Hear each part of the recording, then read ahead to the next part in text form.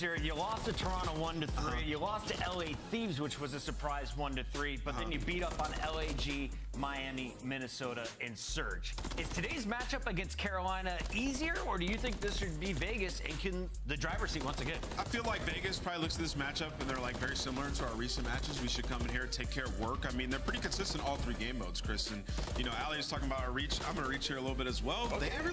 If you look at the stats, I mean, across control and hardpoint, they're 11-6. That puts them as a quote-unquote top 4 respawn team if we're looking at stats. And you know, versus the field, like we've seen what they can do. I mean, they've been working on their map pool. It's pretty deep. Attach has been top 5 in all 3 game modes. After yesterday's match, he's actually top 3 in hardpoint. Like, he has been unbelievable for this roster. They were world champions together on Denial Esports back in Advanced Warfare. Today, they're on opposite sides of the warfare. Attach versus Clayster, an AR duel that we're definitely looking forward to today. Yeah, unfortunately, if this graphic was made during split number 1, those numbers would have been a little bit closer. Clay and Fellow, the ARs in this team, and Carolina Royal Ravens have been struggling a little bit compared to the start of this season. Both of them rocking right now a 0.83 and a 0.87 compared to a previous 0.94 and 0.91. And that's what's going to have them struggle moving forward into Major 2 because they're not keeping up with the slaying as the rest of these top teams. I feel like the Ravens have such like a very high ceiling. I could see them making a run and getting a top 4 if they were starting winners,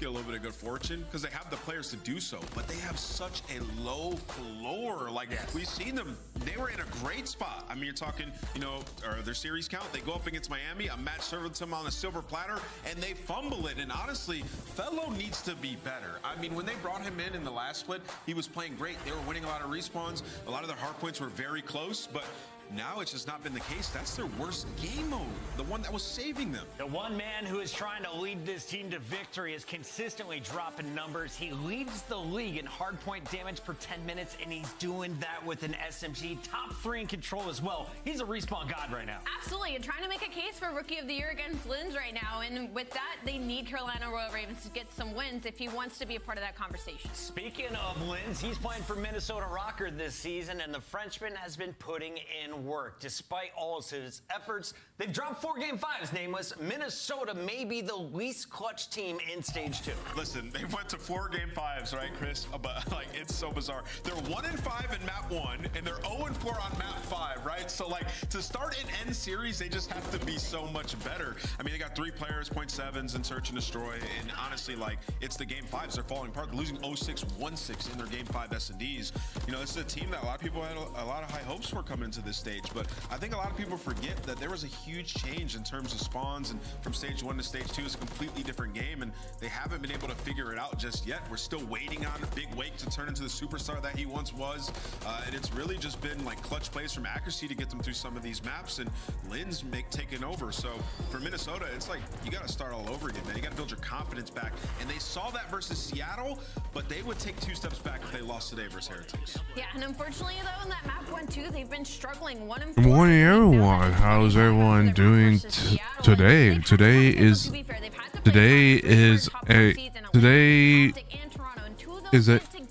CDL this weekend is a CDL watch party session, and good. Sorry, everyone. But yeah, today is going to be another CDL watch party like usual, and it's going to be a bit of an exciting one. I do apologize. Like I said, I have said it before, chat. I will not be doing. I know there were 2 matches that happened yesterday. That happened yesterday, but I don't. But I have said that I will not be streaming.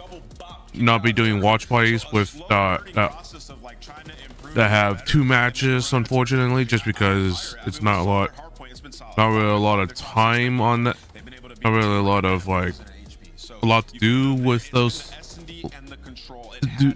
2 matches. So I just won't be doing watch parties on those 2 matches. But I hope you all are having a good day so far. I know that there's going to be. I know that HoloLive, the festival thing is happening this weekend, so it's interesting. I do have to say, when they're winning, the vibes are high, and we hope to see them with So today is going to be Vegas versus Carolina. This one is going to be interesting, but I still believe that Vegas can probably kick ass against Carolina, and I might believe that Miami could be able to clutch up in a game 5 as well. And then there's going to be a Toronto versus LA Thieves. That one's not going to be. That one's going to be one-sided for sure. So it's going to be interesting. I think the first one right out the gates is a heater, man. Like, if Carolina lose that, immediately we're just looking at them like a bottom 4 team, and they can't make winners. So massive game for both these teams. Honestly. Chat, get your bets in now. Are you taking Vegas or are you taking Carolina? It's Clayster and crew taking on attaching the finest from Vegas after this.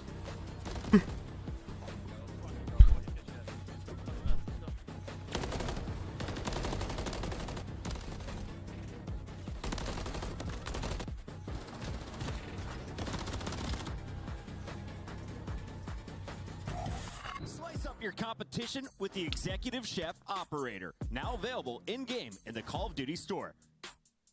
Check out all of the awesome in-game rewards you can earn for free just by watching the Call of Duty. Yeah, chat.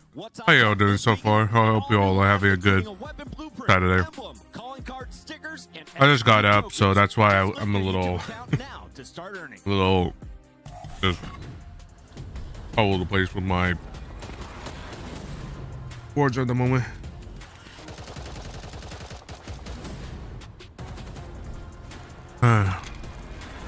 Also, lunch is here, so glad that my lunch is here, because I am hungry.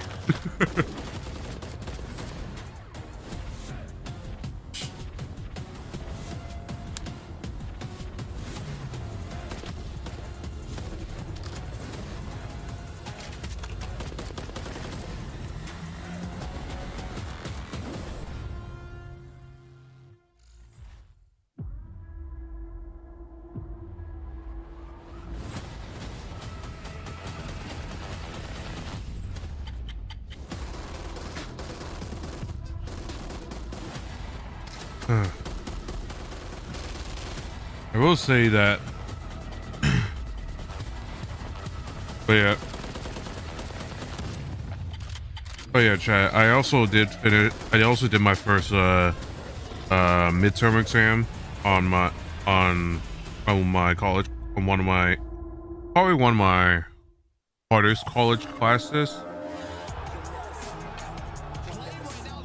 Oh, this is new.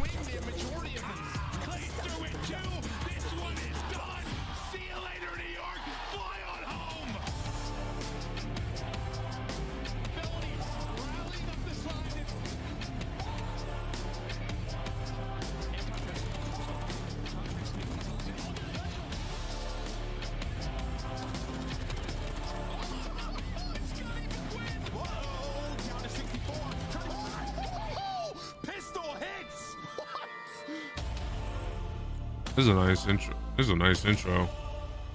Since Carolina didn't have one right from the start. Oh, both do. Okay. She didn't know that. I mean, we're dealing with just God mode attach right now. Attach right over the top of the car. This might be CDO. This could be CDO's like doing intros to them. So. Finds an ace on the round through the middle of the map. Gets the double kill as well. Geo pops off. Oh, okay, Geo, I see you, baby. The body flying over the place. 0 is all across the map. 7 in a row for him. Vegas Legion clutch up 3-0.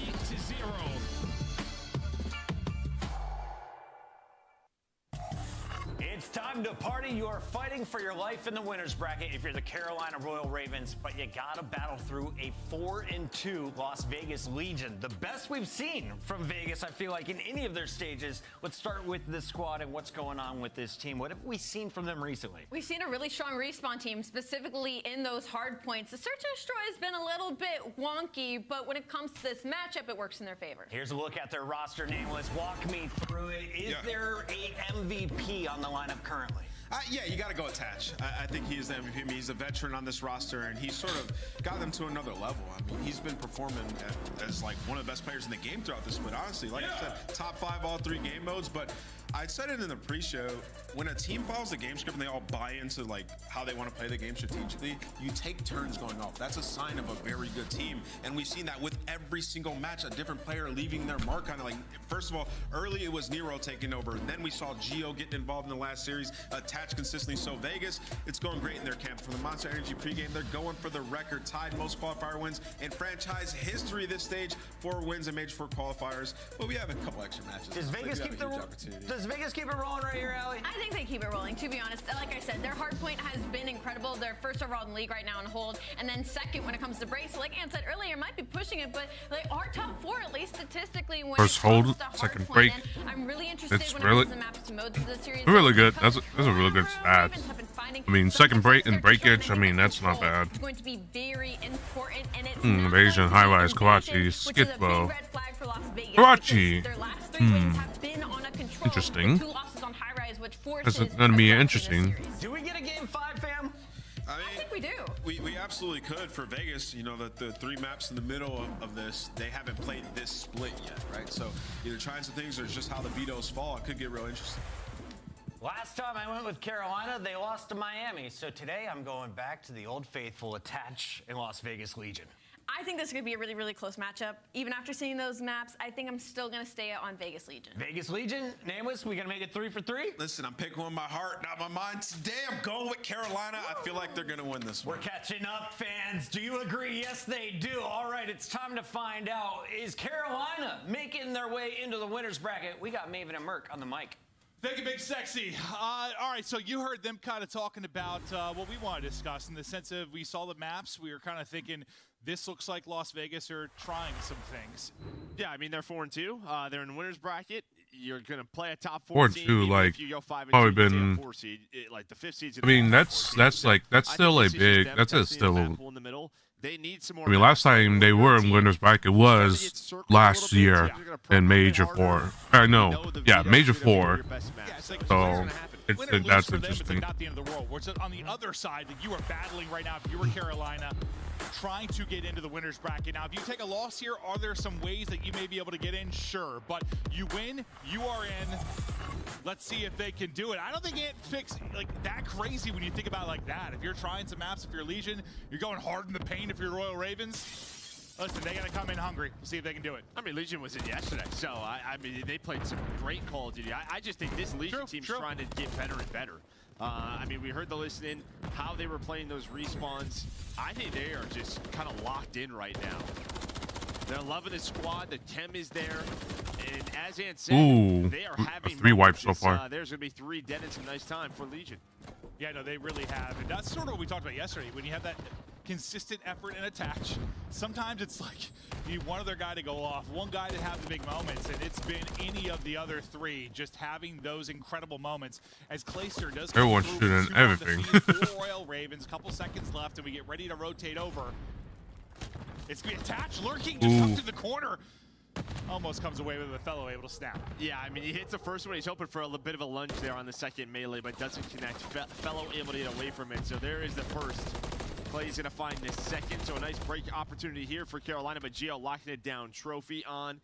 You do have, who is that? Purse staying alive all the way in the back, but he is taken down. So Carolina for now just want to put enough pressure to get them off the hill, and they're able to do it. Yeah, I mean, when we last casted him, like yesterday, there's so many moments where Purge, you know, he's last alive, needs to get a kill or 2 or slow something down, he's able to. But the guy that really needed to get like those big multi-kills that was insane yesterday, Gio, he was a freak. The guy was on one. No, he was. Yeah, doing it with the sub, doing it with the AR. Big series from him. He's been consistent, but not always the pop-off moments we were seeing yesterday. Yeah, just those big multi-kills, just doubles, triples, just coming out to have these big swing moments. We'll see if he can have another day like that. But I think you're right. Like, they're just playing with a lot of confidence. Like, things are starting to click after they make the move and get Gio on this team. I don't know. It's just like what you're doing is working. You just want to keep perfecting that going into the major. Yeah, and that's it, right? So now they're going to try to find some new maps. But over towards the, you know, this P3, it's a good job from Gio to win off the hill and kind of break this up. You see where Carolina's spawning all the way out towards Palace. TJ, the last man alive up towards Gas. I thought he was going to find one, but not going to happen. A huge break there for Legion. Yeah, I thought with the rival there, maybe able to do it, but Gio able to take that fight. It'll be another hard point string together now for Vegas Legion. They look to get the advantage as Gio putting in damage for the back tank, sets it up for attach. Fellow trying to snap at the car now, coming into the fray for Vegas Legion. You go up 50 now. You're looking to get the rest of this scrap. We'll see if Carolina can start to swing it back. Well, and this is what Vegas did so well yesterday in the hard points was these breaks at these money hills. They just did not allow Surge to get back into the game. And even just a hill like that, I know it is very early, but you needed a response from Carolina. Now you're down near 70 points early. We know how important sort of that peak is.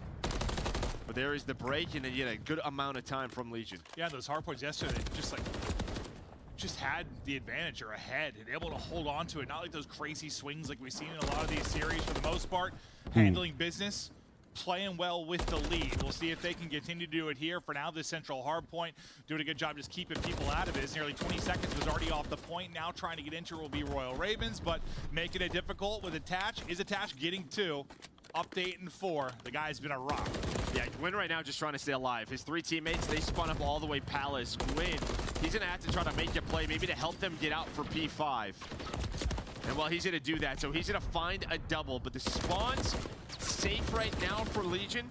So they're going to rotate over towards P5, but Carolina know they're going to try to go quickly, but that is going to be shut down as Purge playing his life. Finally traded out. But it's just TJ now, the furthest man forward for Carolina. Gwyn so close to making that play, just too many bodies for Vegas, and then Gwyn gets rewarded with a Palace spawn. So he's got spawns out so deep after nearly making the heroic play, but now we get ready for next. You've sort of booked this up. 3 minutes in. About 3 minutes in. Got near the point. Now you've got a 3-on-3 here at the point. Lining up in front of them will be Purge. Purge able to get the kills. One more he's trying to dance with. Gonna make it 2 more. Able to snap. The headshot comes through clean. Fellow gets ripped in. That's another one of those moments Purge has had. He's been big for them, man. And again, they don't rush to the hill. They spawn up back parking lot. You had one player and Fellow get a kill on the flank to try to pinch. But there's nobody really on it, right? They're taking their time, controlling blue, controlling DVD. Then they find those kills. Now they are on the point. We've seen that with Invasion, kind of playing around map control first. And well, that's going to turn into some time. And through this first set of rotations, what we talked about yesterday, just that 80-point lead for Legion. And well, Legion, the listening so good yesterday. Let's go to a listening with Vegas. You give me a freezer. I'm short game time, yep. I'm looking over you, Don. Go left, go left. I think the video. Gwyn hurt on the right. P1 tank, right side. Contest from ACD. Contest from ACD. Nice. Back right core, back right core. Wait, take that. One shot on you. Weak freezer. One back. All 20 up Palace. All 20 up Palace. Wait, Glaciers gonna do ACD probably. Freezer just broke the door. I'm gonna die. I got nades. Right side corner's going dark, and one guy's in cap, so Clay. Yeah, I think he's contest from ACD side. Take your time. Don't get time. One more left side, freezer. Right time's good time. Freezer. ACD. DVD, TJ. Time. He's weak at time and one fuel tank. Fuel tank. Left side. Take your time, cap. Take your time, cap. Waiting. Yep. His shotgun time. Trying this new food that my mom got me. It's like a tortilla stuff. Not a tortilla stuff, but like some sort of stuffing with like tortilla on the outside. So quite a thing out there. Ooh, damn. Nice shot, yo. I'll get in 2 seconds. I can't get it out. You're good. I'm on the tank. He has 1 minute left. No, you gonna take him? He's gonna fly him. Dark. BT tank, one guy's info. Back DVD on you. Alright, that guy's be Palace. He's gonna be Palace. It's Palace. Yeah. How many time? They all have to go right. Open. He's like, Bring him up. They all have to go right. Very weak. BT tank on you. Close BT tank on you. I'm watching you tank. I've left that. He got me. I'll do this. I'll time. Do it all. He's going now. You guys hold the right. I'll help him. Well, Joe, based on how good the listening was yesterday and like things were going a little better for them in game, I think during it, this time they were dealing with some scrappy moments. What were your thoughts? A little chaotic. I think there was a little chaos there, but I still think you kind of heard like we need to do this. Let's focus on this guy. Like killing the guy in blue, like they had to deal with that first. Just sort of. Yeah, like hey, I'm spawning behind them. You guys just play your life. I'll get to play on the hill. It was a nice break towards P2, but then yeah, Carolina they fight their way back, trying to make this a game. Much needed break over towards P2 from them. As you were spawning Palisade, it was looking ugly, but they were able to get out, get some of the time, but over towards this P3 rotation has been all Legion so far. It wasn't even like that chaotic. It's like, you know, it's different when you're rolling and like you've got the setup and you're just holding, like it kind of calms down a little bit. Like those are some scrappier moments, and yeah, I hear you, but we've definitely heard far more chaotic. That's Someone said they had left. They're all going to be right 6 times. Oh, yeah, Purge. Like they're all going to be right. They're all going to be right. They're all going to be right. Yes, true. Yeah, he was very clear that he was holding that mid lane, that's for sure. But they're pushing this lead out to 100 again. Geo, I was about to say he's on 3 in a row, but the second I open my mouth, he's dead. Nero stepping up for him. You know, yesterday, we were talking about this map, I think, for the control and how good he'd be. Like, he didn't really have that pop-up. The other guys stepped up, but showing his star power currently. Yours is in the Walmart bag. Advantage you've held. And the nice part going up 100 early, like, even though you chipped away at there a bit if you're Royal Ravens, like, still like 60, 70 point advantage, right? Yeah, and that was the thing with the listening, right? It's sort of they knew where they wanted to be on the map. You heard a couple of times, let's not play for the hill, let's play for certain positions. You know, it's the spawns and just cashing in where they can, and they did it at P3. So they're now 38 points away from winning this map number 1. Well, Nero keeping it rolling right now. We'll see if he can find more action, but we'll snap things over to Purge. Get some info behind the stun, but it'll get dropped by TJ. Last time we were at this hard point, not a ton of time was accrued. Had a lot of white time throughout the course of this as well, but you need every second you can possibly get right now if you are Royal Ravens. Yeah, you'll take this if you're Purge, right? In Legion, they're going to take that 10 seconds. And I thought Carolina, we're going to have a very clean rotation over to P5, but then a couple of players die. You see the spawns coming in over towards Palace, so it's kind of a 2-on-1. Okay, so they spawn towards the front, so everyone now is going to be back parking lot. This is a great chance for Purge to have an individual play, go for some spawn kills, but I think Clay sees him throw a stun, so they know his spot, top blue. But so many people are focused on him. Look at the hill. All of Legion are here, so it's a 4-on-4 on the point. That had insane the back dumpster. You get the numbers here for Royal Ravens, you take down 3, you lose 1, you get control of the hard point now. Unfortunate for them, but they'll be able to still win this. Geo, he can't take his fight, so it's another moment like we kind of heard during the listening where you start to kind of chip away at this. You're making some good plays if you're Royal Ravens. It's just, I mean, this is the problem of going down 100 early. This feels like you're always trying to claw your way back. Yeah, and again, they are, this is no surprise, unfortunately for Carolina. Kind of used to this if you're a fan of them. 0-7 throughout the year on Invasion Hardpoint. You're thinking maybe they could find their first win, but not looking so right now. Looking more like an 0-8. We were going to throw a party too, Joe. We were thinking about it. Yeah. But you're going to see Geo just going to get on this hill, has a trophy down, and Nero getting his cuts towards blue, and again, just chipping away towards that 250-point mark. Yeah, right. Any second you can get so close to a victory here, trying to make the rally. It's Carolina. Geo now poised to pounce, going in to accrue some time, contest some time. Felony able to get a double, just keep this alive. Again, a nice sequence here from Carolina, but will be too little too late, or Geo ramp up some sort of miracle. For now, Nero just in a position to kind of keep them out of the point, make sure they can't get any time. Happy to do that and play his life, but finally will drop in a gunfight to Gwen. Geo will be next up the bat. You got 10 seconds to go. You can't quite win it here, so you do a good job at extending this to another hard point if you're Carolina, but you are close and chomping at the bit if you're Legion. Yeah, you're so far away now. You have Geo finding spawn kills. The one player forward is going to be Clay through Dart, but he's by his lonesome right now. He's going to have to make the first play. Nade's starting to come on through, but Carolina set up. The crossfires are in 2, going to go down, make it 3. And Vegas Legion with another hard point victory. I mean, you just had to throw so much at that. Like, easy for Vegas. Keep it alive for a next hard point that you weren't even able to really think about. What the hell happened to Carolina? And Legion close it out easily there, Tractor. But like, yeah, it's what, 8-4 now for them. The hard point's been clicking. You saw like the holding and breaking stats.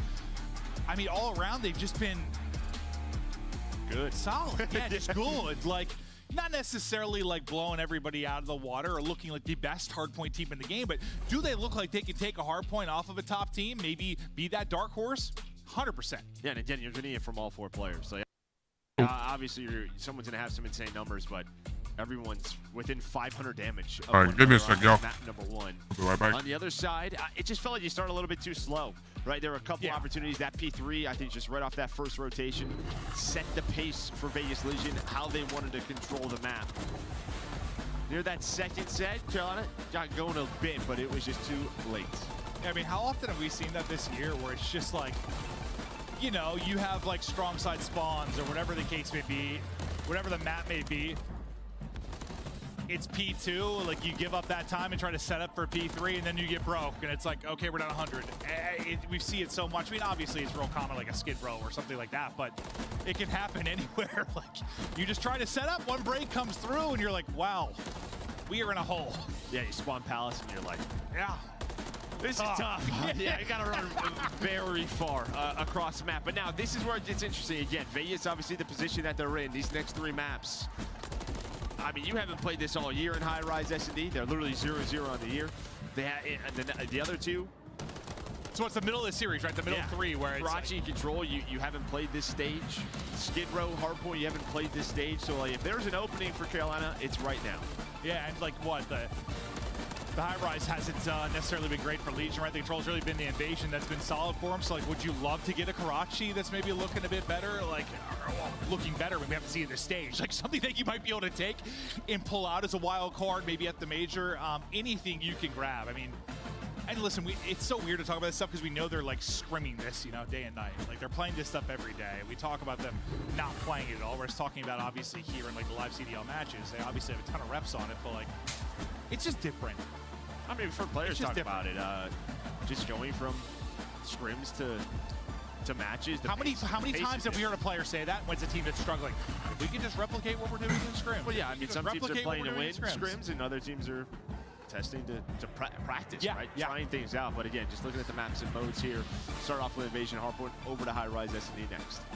And it's, I mean, it could be as simple as, you know, I feel like when you're a team like this, especially, like, I know a lot when we're talking about the, you know, like the top 4 squads, it's like, yeah, man, they get like one more search or one more hard point, like they might win the tournament. Like it's really just like one more map, like widen it. But like when you're a team like this, it's like kind of up and coming in Legion and like really starting to become a threat.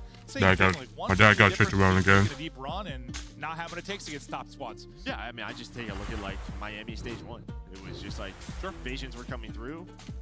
Not really, and then they started getting taken away, and the struggle started to happen. So Vegas know this. They're going to start to be looked at, their VOD, their records on every single map, and that's going to get taken away from them at the major. Well, let's take a look at some of our search and destroy stats here for the Major 2 qualifiers. We're so close to heading to Miami. 54, but conversion rate is so high on Vegas. That's very, squads. And that Joe, is as you very stuff, what were your thoughts? Yeah, and you know, we talked dominant. about cool. I think S&D, this is you know, another one where they're definitely going to want to get better. But you look at those bottom 2 stats. I mean, the first in the league in conversion rate. So when they're getting first bloods, they are winning almost 87% of their rounds. So can they find a little bit, maybe more of that? Because that is that's number 1. And if you're Royal Ravens, can you find any of that because you're 12th?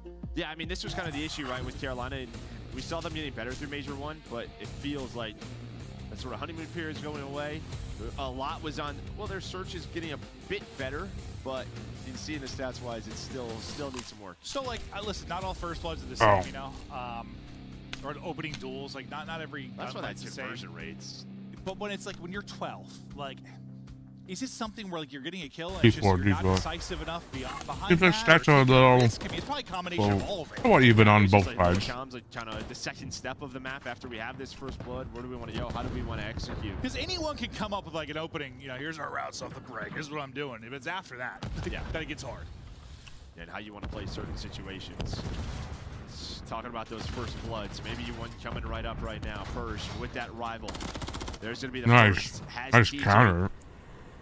Nearby with a rival of his own, but nice interception and finesses his way. So great job by Purge. Well, okay. It happens sometimes, Joe. Curse him a little bit there, but no, he gets the first blood. He'll drop, and now you're going to see if they can still get that incredible conversion rate that they have. You put it back into a 3-2 favor quickly. It's a nice trade. His felony was the one that was able to take out Purge. So you're efficient there if you are Vegas Legion. Now, TJ, maybe the guy trying to make the play. We'll see what the timing will be like, or if it's going to be picked up. He's got one to his right, one to his left. Decisions to make. Gonna take out the first, maybe grab an MCW, and now he can snap. You were seeing exactly what he was going for, but maybe you try to get around the corner and stay alive a little bit longer, but nearly able to turn and burn. Yeah, he's not thinking there's 2 in their base. The reason there's 2 in their base is because you have attach all the way across the map, just kind of saying, hey, I will help pinch based on the numbers pretty much play off of me, play your life. And there we go. There's the info from Attach, hits the slide, and he is out. Round done. 1-0 to Legion. You know, it's funny. I was thinking he like knew there was another because he just kept looking over there the entire time. I thought he got a comm or something. This way he kept looking left, but and then like the instant MCW and snap, I was like, ooh, catching it midair. Yeah, that would have been sick, but not quite able to do it. So you continue strong on your first blood conversion rate if you are Vegas Legion. Purge finds the opener. Fellow swiftly with kill onto him, but then you take numbers again if you're Vegas Legion, and you kind of keep that throughout. So great job there. TJ, chance to disrupt, but not quite able to do it. Now, end of round 2. We'll see if Royal Ravens can bring it back. Offense over to Legion as they're working up this A site. And on the other side, you're going to have 2 players working B side. There is a quick trade. So that was TJ and Gwyn working in tandem, so 3-on-3. And that's one of those where it's like, who's the first blood? Basically, somebody drops the same instant, right? Yeah, and then down low, but nice shots from Fellow with the Renetti. This Gwyn's going to find one, so he's in a 1-on-2. This is a nice read. Throws the stun out, and it looks like Nero's just pushing this, and he's above him off the rafters. What a play from Nero. Climbs on up. Great balance as he runs across the top. Little ballerina. Look at this. Some sort of gymnast. Look at him go, though. That was almost real awkward. Yeah, he guessed the wrong corner. Yeah. And that, dude, I was about to say, like, I thought Purge's, like, centering and, like, restab was really clean. When Hugo fell on a pistol, I was like, okay, that was probably real nuts from his end, too. Yeah, I thought Purge almost beautiful. Yeah, this round today is not. Now up 2-0, I think technically got Clutch is way too hard. I feel like I'm going to break my teeth. So it counts. Yep, keep that conversion rate up. The in Carolina just kind of back to his default 2 players down low. Nero going to give that comm. Just watching that cross. And Purge, just based on the timing, he was thinking about jumping, thinking about waiting. Almost gets caught and does get caught. Patch trying to find the trade, but TJ known for being a very quick climb on the ladder. And where, you know, if you're Carolina Royal Ravens, you're last in that conversion rate. Well, you get the first blood. Now you're in a 2 versus 2. We'll see if they can close out the round, but not looking good. Gio able to get a pick. Going to be all on Fellow now, looking to clutch. We'll see if he can get kind of 2 1-on-1s here. He's got a little time to work with. 35 seconds, not stressing yet, but Bomb obviously in a tough spot. Yeah, Bomb's down. I think the best thing for him is they have no clue where he is. He's not into a spot. That plus the time that you can actually get a route. When there we go, he's just gonna run by Gio, but Gio turns around. So again, the timing's kind of working out for Fellow, but the time on the clock is not. He's got 10 seconds, 5 to plant, snaps, and again, Attach is trying to waste time, and I think he has done it again. Saw it in round 1. Bomb cannot be planted. Gio actually checks it. He actually checks if he was on it. But there we go, Vegas up 3-0. I mean, Fellow did a whole lap of the map. It's like, where are these guys at? I mean, the timing he got with Gio in the shack, tough. And then, I mean, the read there onto Attach. He's able to win that, but God, I mean, that was just kind of frustrating to watch. He literally did a lap of like the entire map. I think the 1-2, I think we were on board with Clay when he had taken down that 2-on-2. I don't know if he had a call it or what, but it looked like he was looking up towards the helipad, but I think Gio like jumped behind him or something, so sometimes Tommy's on this map can be tough. Yeah, it's high rise in a nutshell. Gwen, rival in hand, just lurking by B. TJ kind of here with him, just holding the angle. You can see Gio, I mean, they got a trophy all the way back kind of in their window. They're thinking maybe somebody's going to get aggressive here. Hold and take this gunfight. Peeking in for info. Yeah, TJ just ready, waiting, lurking, getting some damage in. But now the gig is up, and that position's not going to work for now. Got a gunfight down low. Some nice damage in from Fellow, but good job just backing down. Going to be tough to get a clean kill, and finally it's Gwyn on the site. Oh, that trophy. That would have hit Nero, but a nice heads-up play from TJ and Gwyn. The double chalice on point out of Carolina this round. Nice defense over towards B. Yeah, I mean, Gwyn just having that rival in these close quarter combat scenarios. Picking up kills. Gio can't quite keep the tracking on. Gwyn's able to get 2 in the round, and Royal Ravens, you finally get on the board. Yeah, just a nice tight setup, and as you said, Fellow. He was kind of, we see Nero do it, watching that cross from down low. from the Vegas side on defense. He's just playing the info down low, able to back your way and some nice kills from him in the round. And we saw him snapping a bit. Yeah, he had a couple good snaps and like a couple situations that maybe you kind of ego chow in that moment. But I thought it was just a good job, like just getting down, staying up. Especially MCW, right? You're just thinking gunfight. Yeah. Well, especially like he snapped on someone's forehead in the second one, but still gets out of harm's way because knows. I mean, he gets traded instantly even if he wins that. I think they had what numbers at that point. Plays it well, so 3 in a row for him, 2 for Gwen. A much needed round. Yeah, but this has kind of been the same standard setup here. How is it going to be a little bit different? TJ's going to run into a nade, so there's some info for Purge. And there is a first blood from the helipad stairs. Hey, Astro, UQP, and how you doing? Welcome. Working up towards B. So uneventful so far. Allowed some positions to go This is so uneventful. It's just like it's just good shots there, and then there's some good info there, and then like a bunch of other shit. Hey, bomb's being planted finally. Now what do I do? But TJ able to wrap back out and get bomb planted now to the 3 versus 3. Interesting spot here from Gordon. Has to be careful. That's an explosive barrel. Nice to him. Purge, though, some great shots. Able to find the headshot with the rival. Almost gets a second, but he starts the trades. And now it's down to TJ. A 1-on-2. He gets picked apart. It comes down to the retake. Legion able to get it. And yeah, what Purge, like in the 3v3, gets that opening kill. I know you were impressed by that. Well, yeah, I mean, he almost found another one. So yeah. Just buys enough time for his teammates to get there. And then everyone's position's known due to him. So just Purge is leading the way. It's kind of like a first blood in its own. Here we can see TJ just like maybe trying to catch a timing with the rival. Knows he's going to have to finesse. But this has been all Legion. Slowly started to, you know, not crack into that top 4, but find some separation. Like, it sort of felt like the top 4 and everybody else for a while there. And now with the run from Thieves, the run from I'm good. Not able to play any games with my charger gone. Yeah, I feel like it's a different tier now. We're hoping you get a new charger soon, Kitty. We all knew this was going to happen, but Ravens are no to go come back. TJ trades it. Now 3 versus 3. Gio passes from top heli. Puts numbers in their favor once again. Be able to get to these 3v2s more often than not. I mean, and so just doing a good job of not throwing away their they lives. were. I think maybe he but spotted TJ there. Yeah, looks like he's ready for right now, nothing's And there we go. Nice shots from TJ. But there's some uneventful shit going on right now. Barrels attached, though, just going to work up, plant this bomb. Ooh. Just sort of a give and take on this map. Right next to each other. Exactly how they Oh no. Wayne trying to hit the player on the bomb. Not going to happen. And then they pounce on that immediately. No hesitation. Gio gets on it quickly. Some shots in, but TJ is in trouble. Another round to Vegas Legion and comfortable again.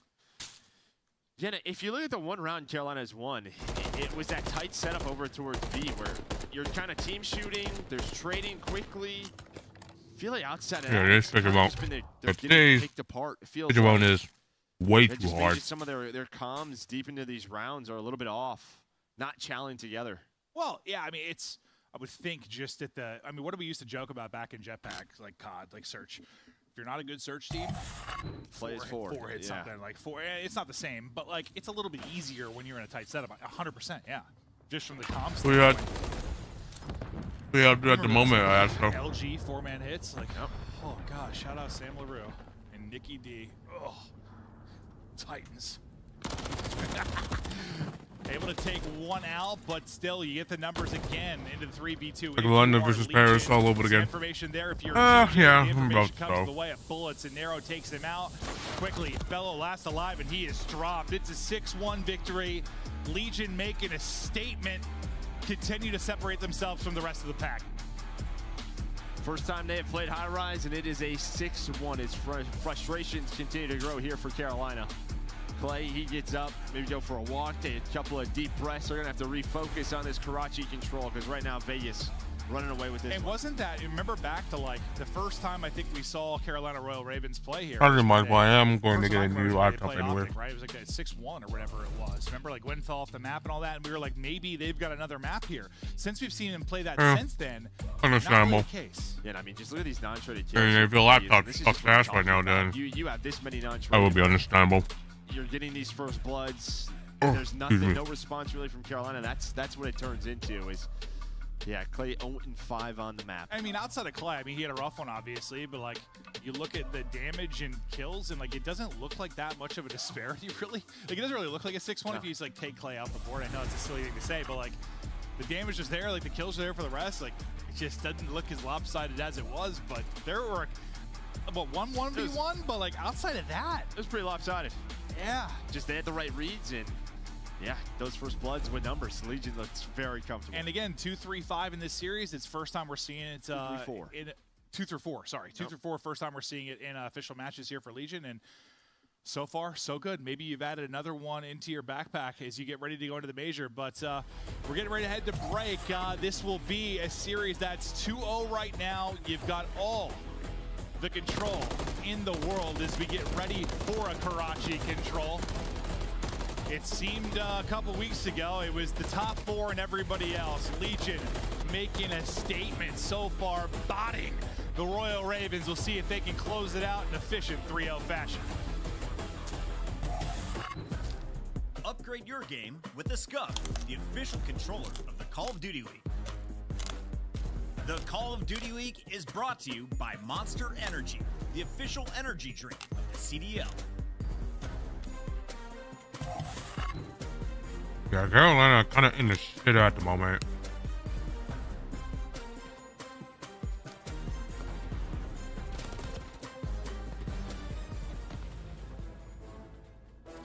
Sorry, but LSU will lose Ultra.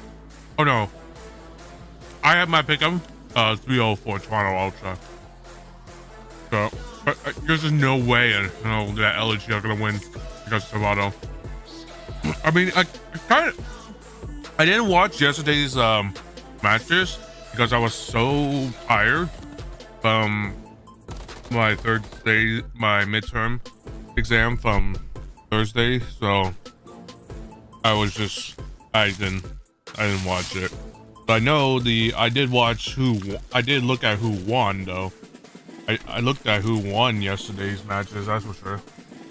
And kind of happy for my LAT boys winning. And there's only 2 to game. Yeah, that's the reason why I didn't bother streaming that. Plus, I was very tired. I woke up very late, so I didn't bother.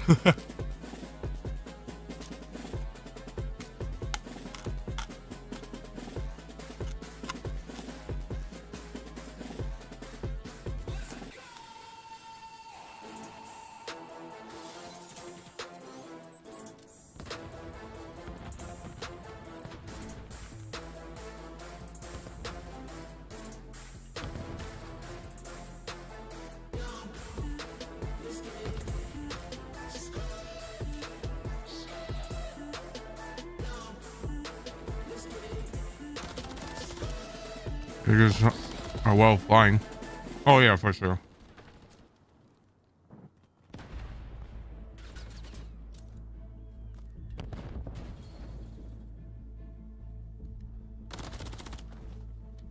Oh wait, that Cicerone is very. The Cicerone is dry as hell. Actually, the meat part is. The meat part that's like. Actually, no, the fatty part that's like between the bottom part of the meat and the top and the fuck. I know what a chicharron. I know what pork is. I just can't. I don't know the top of my head what's the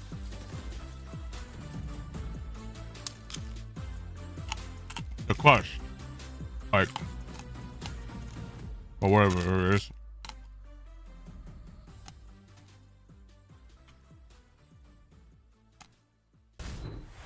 Ladies and gentlemen, hello and welcome back. We continue on here with a very one-sided match so far. But listen, what this is all for is headed to Miami here for Major 2. And honestly, things have gotten more interesting over these past couple of weeks, just with the surge you've had from Thebes, from Vegas Legion, some teams that maybe can make a run. Heretics have got a tough road ahead of them with this major. No, they have, yeah, but make sure you scan the QR code, get your tickets now. See us there. Yeah. Have a great time. I'm sure the weather's going to be beautiful, and you get to watch some great COD. Yeah, listen, yeah, if you're living in some state, you're still getting snow. Go on a stuff, spring it's break. A late winter, yeah, come over to Miami, get a little sweaty, enjoy some sun, get a little tan, eat some food. Yeah, that's what you do. Yep, okay. Well, back to Legion versus Royal Ravens here. You know, Clay got to be frustrated after that last one. You know, he drops a goose egg in the map too, kind of steps away right away. I mean, for all I know, he's had to sprint to the bathroom, but more often than not after a map like that, probably is frustrated, need to take a breath. I think you'd see on all their faces some frustration. Well, you know, you and I were talking about this sort of in the break, and I kind of asked you, I'm like, listen, when we thought it was you know, honeymoon period or a good team in Carolina, remember, it was just like the hard point was clicking. The other two weren't. And I sort of said to you, like, is it different with Legion? You're like, I think they are a good team. Yeah, no, I mean, you've been seeing it brewing up. But taking a look at the Monster Energy pregame here for Carolina Royal Ravens. Control map pool concerns. Yeah, 3-2 on high rise. Wow. Round Major 2 qualifies. What, your own 1 on Invasion. Have not seen it yet here on Karachi. So they got some work to do. And again, for Vegas Legion on the other side, we have not seen them in this qualifier play this control. So again, testing that map pool for the major. Yeah, every time I say we've never seen them, I'm talking about this qualifier. This roster. Yeah, basically, yeah, this roster, which is the big thing. But it's crazy because you think about these two franchises, last time they faced off, it was that crazy reverse sweep, like all the way back in week 1 or 2, whatever it was, like one of our first insane matches. How much has changed since then, just on these two rosters, as we get to the action here on A. Yeah, trying to at least get one take done, but a nice retake. Now they got to be worried about that B push. You see a couple players spawn up.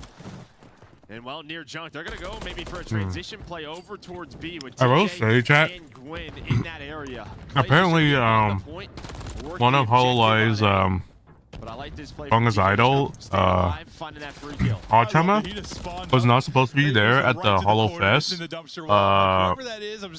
concert stage. Apparently she was for, apparently in stage 2.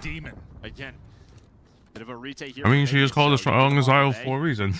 Didn't fully but commit towards B. I have a lot of respect for her, for sure.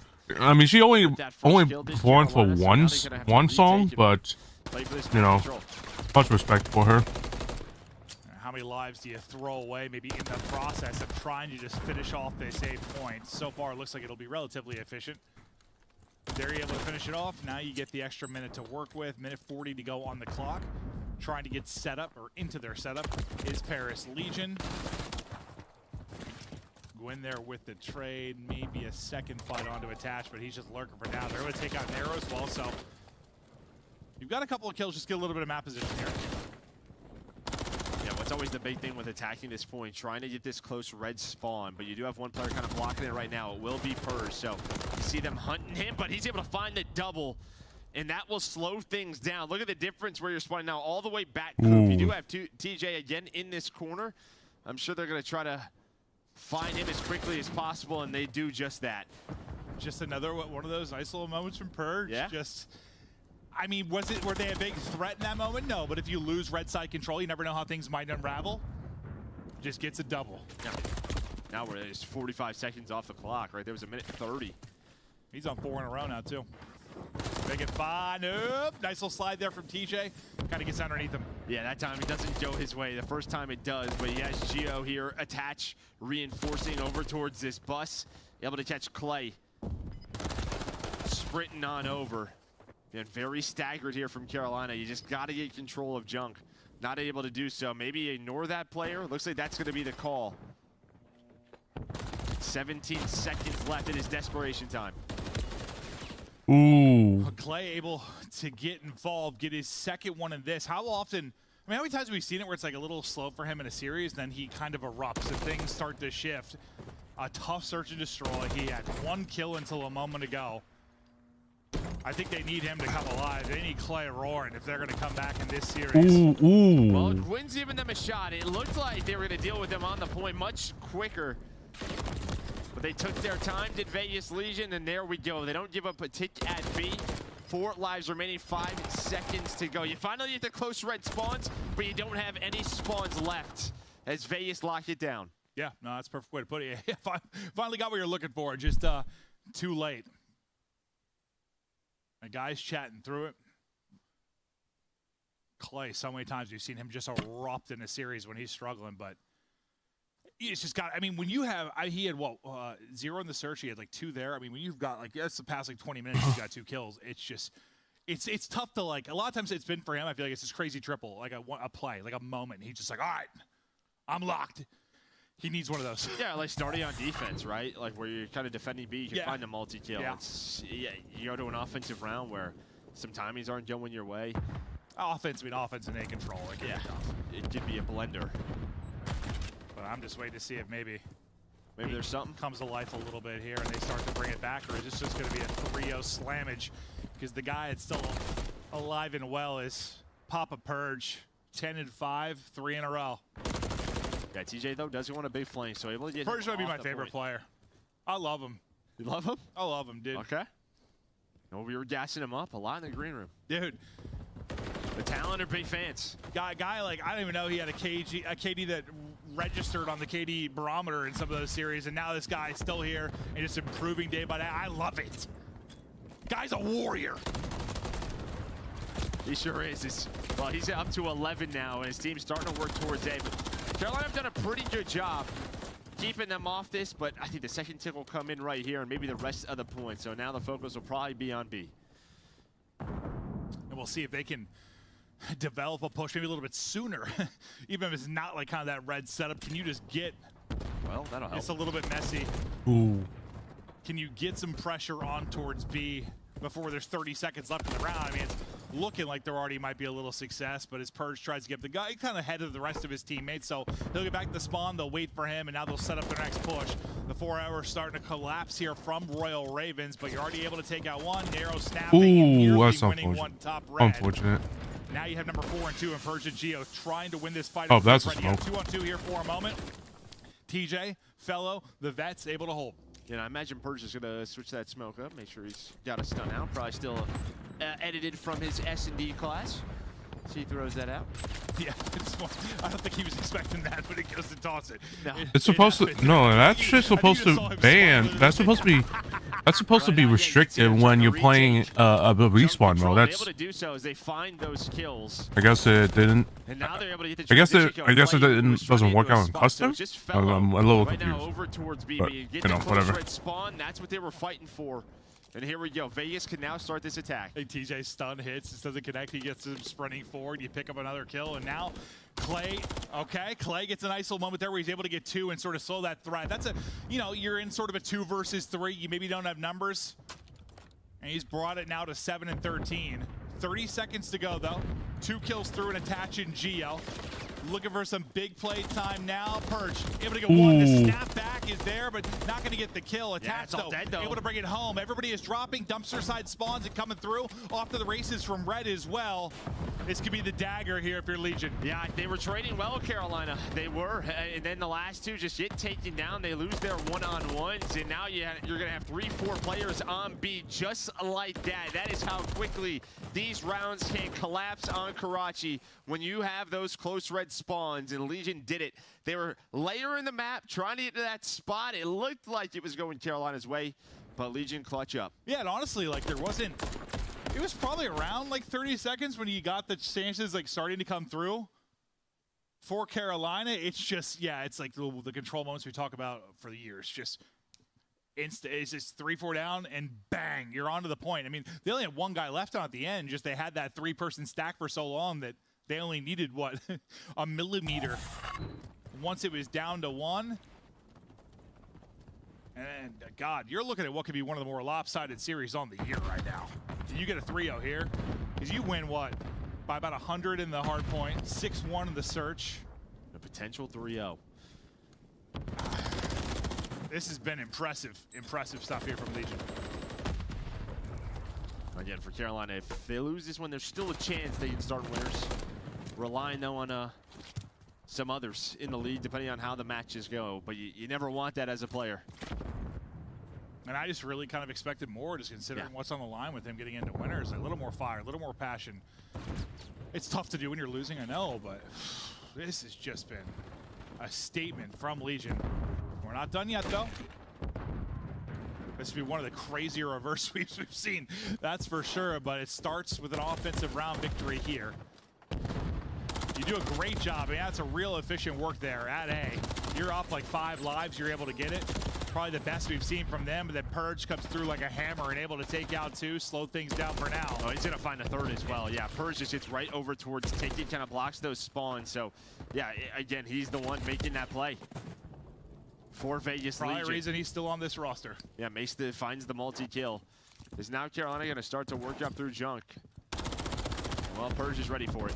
Well, ready for the stun, no, but Tatch is there to help him out. Yeah, thankfully he doesn't get hit by it, so Tatch able to chain together 2. At the end of the little battle here you have by Red, as Nero gets that final kill. And back to the blender, go Carolina. Now you're taking shots as you're basically taking steps out of spawn, but you get through. You had 2 people here, they die so quickly, you were able to kind of slip through the cracks now. You apply a little bit of pressure over towards B. Do you have a heroic moment in you now if you're Royal Ravens? Can you muster something together? TJ's gonna drop, Clayster's still up, he's out of it, and calm, cool, collected from Legion again. Yeah, take their time, trying to find a pick or 2. And now they're all grouped up. You still have Purge in that top red room. You can see him on the X-ray just right behind the door, and he's gonna find the first one. That'll slow things down here. 13 lives remaining here for Carolina, and there is Purge just finessing, leading the way with 21 in the lobby. He is locked, absolutely locked, putting people on skates, making plays, coming through clutch when he needs to. 45 to go now to close it out. And a remarkable series here from Vegas Legion, but yeah, it's that 3 down. It comes quickly. It's like a lightning bolt, and suddenly Carolina Royal Ravens are onto it. I think it's it. They're stacked on it. You got spawning out so deep. You're going to rely on Purge here to try to find something. He's going to find a kill. Him and Gio, you were not 4 stacked on this if you were Carolina. It comes down to a 1-on-1. Quinn is going to win it. He's up to 4 in a row. So still a chance here for the Ravens. It's just like that. Woo! You get around victory. Maybe some momentum, maybe. Maybe you thought it was done, and then it's 3 down. Off to the races they go. Gwyn, last man standing.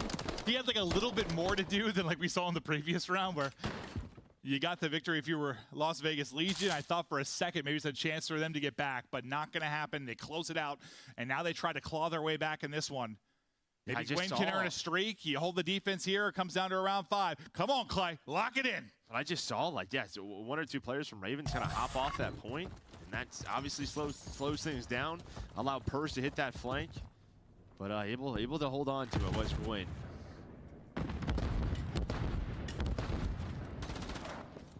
Over to Fellow. And Clay trying to lock down this A side of the map, but Clay getting it taken down. Again, just some frustration from Clay. It's just the time he's not going his way. See, maybe they can go Fellow's way. Got 1 on the bridge side. Oh, no, it might. You thought it was going to be horrible. Oh, it was disgustingly bad. I think it's Gio that ultimately gets the timing, gets the kill. Gio now up to 3 in a row. A about to be done. Clayster now looking to pounce, and the frustrations continue if you are Clay. Just one of those series that's going to eat at you. Ow.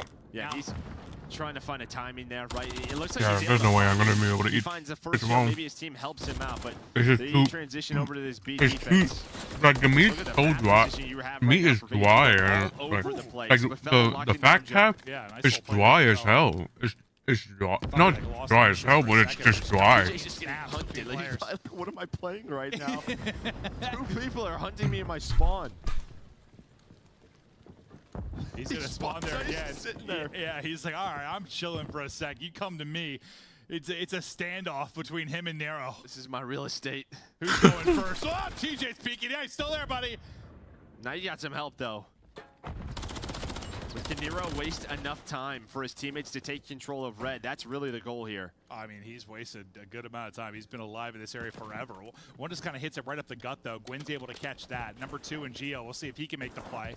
He's at least able to get one, and now they start to push up towards the point, trying to take maybe TJ out of the play. Coming off of spawn's going to be Clayster. Nero just sneaking on forward like a slippery little snake. Not to confuse it with snaking. He's just slippery snake. But now you're going to have 3 on this point. TJ out spawn. He gets caught middle alley. It looks like Attach is able to win that gunfight. 1 tick done. A team nade is in. Oh, that hurts. And now you're going to 3-flood this alleyway, and Geo is above you, taking out one at a time, and that is it. Vegas with another win. 5-2 for the Vegas Legion. Yeah, and that's just not close. If that was going to be... That's a statement, yeah. Yeah, if that was going to be any, like, litmus test, you're wondering if these two teams are close. They are not. Legion have their way with Royal Ravens. Through maps 1, 2, and 3, it is just, they get ahead, they don't look back. What, first time as a franchise getting 5 wins right at qualifiers? It's a little bit different. We've had different number of matches in qualifiers, but, like, listen, if you are the Legion franchise, you were 5 wins throughout like multiple stages. Yes. I mean, you were the laughing stock of the league for years. Now you've got this team looking at a winner's bracket berth, 5 wins on the board, improving day by day. Geo with another bomb at 29-16. Purge right behind him, 25-19. This team's got me fired up, man. I'm excited to see what they can do. Because, like, listen, we you know, one of the things this year you had, it's so lopsided times. You have your top 4, right? It's so set in stone. Like, who's going to be the team that might crack into that? Yeah, who's going to play spoiler? Round 1 might be the match of the first day of the major when we get there. Just a couple of days away on the other side. Yeah, Clay just 13-27. Another tough one for him. Fellow stepped up. You know, he really struggled versus the Heretics. He had a much better series here, but just wasn't enough. It looks like Carolina going to have to regroup again. There's still a chance for them to start in winners, but yeah, they're frustrated right now. Yeah, it's an insane one just because those final 2 teams. Like, if you end up with, what, 5-win Legion, 5-win Thieves, the top 4 the way they are, like, who the hell? Somebody's getting in. Like, they're just limping in, but yeah, they're there. They're going to be in. To break down that first match, we kick it back to the desk. Take it away, guys. Thanks so much, Maven and Merc, and this was faster than I expected. I was hoping for a Game 5, but Vegas didn't give Carolina any breathing room in this series. Let's break it down. Was there an MVP? I saw great moments from Geo. I saw great moments from Nero. Or is it just a team event? Yeah, that was team effort nothing. for sure. I think we've just seen a completely different level completely of dead. and Geo. Respectfully, they look like different players in the past 2 series that we saw them. Respectfully, they are playing teams that have already kind of been on the struggle bus. But for Vegas Legion, I mean, this is just incredible. The hard point, I knew it was going to be a masterclass. Unfortunately for the Carolina Royal Ravens, which should have been a second set of rotation P1 into P2, Purge gets a spawn out and Palace, which creates that natural pinch, and any hope of Carolina Royal Ravens trying to chain to get back into the game was absolutely obliterated. Absolutely, I totally agree with that. I think it was a balanced team effort, but I got to give out an MVP, man. Yeah, give it to him. My guy Gio, I don't know what he's been eating for breakfast lately, how he's been feeling. He must be getting some great sleep because the man is here and he is frying. This is what they needed. You know, like, they made that change, and fundamentally they've been sound, they've been a good team, but it takes another level to break into like a top 4 to have a run at a tournament. They look like they can have a run and beat some of the better teams in the league, and it takes performances like this across these last 2 matches. Gio has been unbelievable. In this series alone, 1.7 plus 25 takeover moments. Vegas are, I mean, they're playing great. And mind you, Ali, Chris, this is a series where they were testing their map pool. They had never played high-rise S&D. Yeah. Karachi Control, another map they've only played twice on the year and not with this roster. So they're doing everything right. Bobbity bob, this match is done, but it's time to look at your play of the game, brought to you by Scuff. And this one, who better to bring it to you than Gio? Walk me through the AR dominance here. AI dominance. Well, I think what's so interesting about this situation is it's going to be this first invasion hardpoint and just his masterclass overall. In both respawns, he was simply that guy. But I think the biggest tale for me in this series had to be that search and destroy, because like Ant said, is the first time playing high-rise, and this isn't typically a very strong search and destroy team. And the reason they put high-rise and they test that in their map pool is because typically the ARs are going to be in that first opening duel. And well, Nero Fellow, unfortunately, has been 8-19 in his opening duels. He has not been winning those first engagements. So what do? They spawn in on a map like High Res and give Geo the opportunity to be in those first blood situations. And what does he do? He gets them every single time. And that's why they were able to win this second map so handedly. Nameless, are you concerned about Clayster on the other side of this fight? He had an off day today. Yeah, I mean, I'm concerned about the team as a whole. I mean, up until this match, it was Fellow who was struggling. The ARs overall in Carolina just have not been great. They've had two really big matches that were winnable, like versus Vegas, versus Miami. Like, you want to secure your spot in winners and control your fate, you have to win these. And in this one, like, I know a lot of people have been talking about the veto process, and I agree. Why are you playing Invasion? You have never, ever won that map this entire year. It's lost you so many series, so a lot of questions need answering in the Carolina camp. There's rumors that Carolina could be playing alongside each other come What is going on with this piece? from home. With that I've not aside, restarted we gotta this. talk with our I've only winners. restarted Monster winner piece. Spotlight You want- Purge is joining us live. And Purge, I want to start here asking about that game number 1, because we expected this to be a tight fight. But out of the gates, you guys went up 100 points in hardpoint. How did you take control so early? Honestly, we just played our game. We just stuck to the game plan. Honestly, personally, I was a little surprised to see Invasion hardpoint get through. Yeah. So we took advantage of that, honestly. For sure, Purge, first of all, I want to congratulate you on another win, and also how you have been playing individually is night and day compared to stage number 1. I want to ask you, when did it click? When did you start feeling this consistency in your gameplay?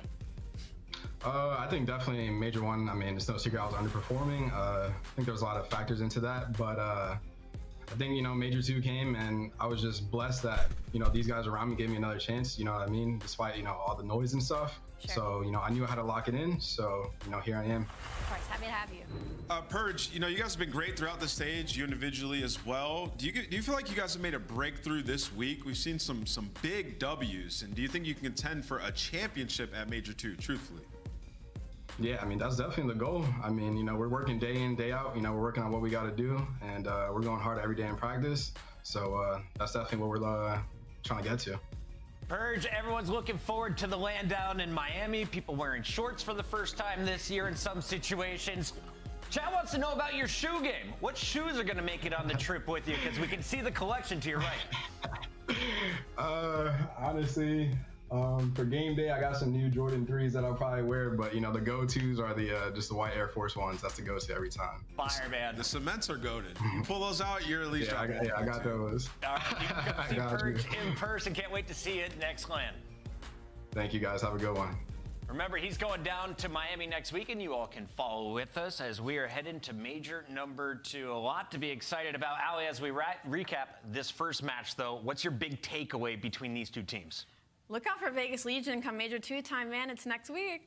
All right. And of course, if you want to find out when these teams are playing, you got to sync your calendar, Nameless. Yeah, go to callofdutyleague.com/schedule or scan the QR code if you want to figure out when any team plays. We got the primetime matchups. That's what you got to do. Sync your calendar. It'll pop up right in your phone. It's perfect. There you have it. We are done with match number 1. We're going to a break. When we come back, Miami, Minnesota. Who gets the second dub of stage 2? Stay tuned to find out.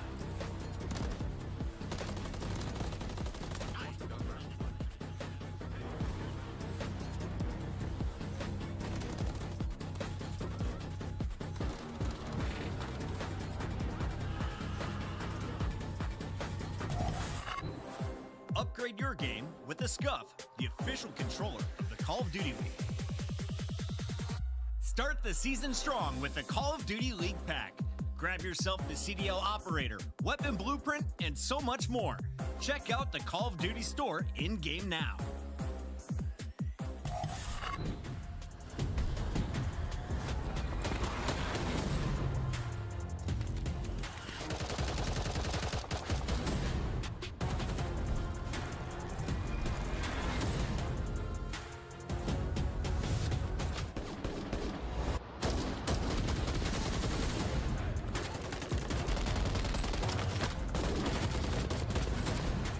I don't know what is happening with Ravens. They just flopped.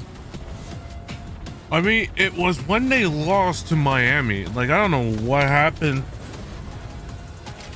Like, I have no idea what is going on with Ravens, but you know. On you. Hey, Duolingo. How you doing? Welcome. Oh yeah, it's going on CDL TV, baby.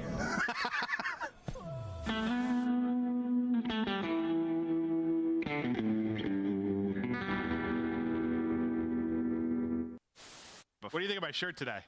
It is a choice. It's a choice. Listen, guys, I put this shirt on. I felt pretty sexy, to be honest. Yeah, I looked in the mirror and thought, God damn.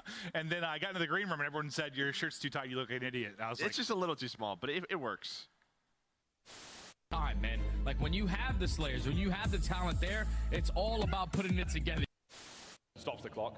You have to do a selling on the top side of the flat. Does indeed. That's good. Oh, the snap. Max stays alive. Another for Mac. That's unreal. 23 seconds. Pause. From FaZe, it's a nade out of Arcites. Accuracy through the church alley. Finding a few more. Cellium's on the other side. Pred gets the kill, and it's not over yet. It's all 4 down. It's 10 seconds. We've got 2 segments gone, and good God almighty, we might be going all the way. FaZe flying in, and Seattle.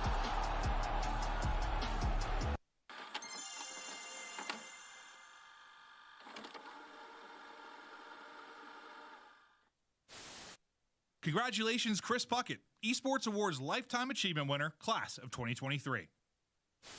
Obviously being one of those players might have a little dance with Sandy here in a moment, and as the pre-fire as well gets it done and gets out with his life, possibly the best player in the world. We're going to have some laughs during this match, Maven. I'm going to openly just ask, who will be the worst player we see in the All-Star game today? The worst player from all of these teams? Oh, this is hard, man. It's the All-Stars. Oh, I got to think about this. It's going to be Octane. It's going to be Octane? Yeah. He was a beast, so he was number 2 overall S&D KD. Yes, he has, but guess what? Octane's had one good event since like 2016. I'm going with Nameless, just because he can probably hear me right now.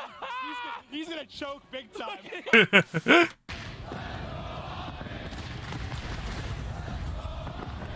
Fans roaring early in Kenny. What is this route? Finding picks. Shotzzy. The guy's Michael Phelps on. He's going for a deep swim around the flag. Shotzzy. Or is it Aquaman? Coming up from the depths. By any means necessary. Everything I'm doing is legendary. Step in my office cause I'm a boss, not a secretary. Second to none, I am primary, not secondary. Yeah, this is a rude awakening. Still got it on lock, you ain't getting the combination. About to shock the whole world, I am ready. There's the play from Liz with the back line from the hip. Yes, on both. I'm just getting started. Time to turn it up. Going off in 5, 4, 3, 2, 1. Pinch, the pinch, mid-aid. All 3 of them gone. Rocker. He's able to find another gunfight. Does he get the second? Yeah, he does. I'm coming with it, you feel it, I make it boom, boom.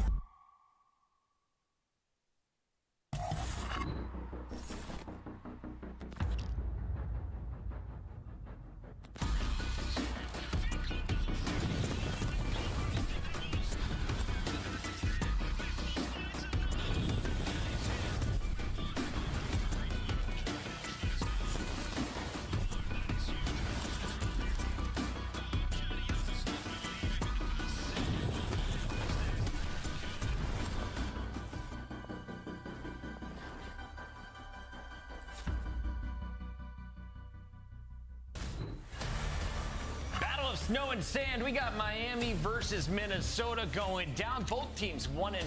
And let's start here with the squad that's about to host major number 2 in their backyard. Miami Heretics finally got their first win over Carolina, and they did it convincingly with the 1-3. Yeah, unfortunately, that last match kind of diminishes that win for the Miami Heretics. But for them, it's a nice bounce back. You know, we talked to Eric Boom in the interview, and he said, man, it's been very stressful.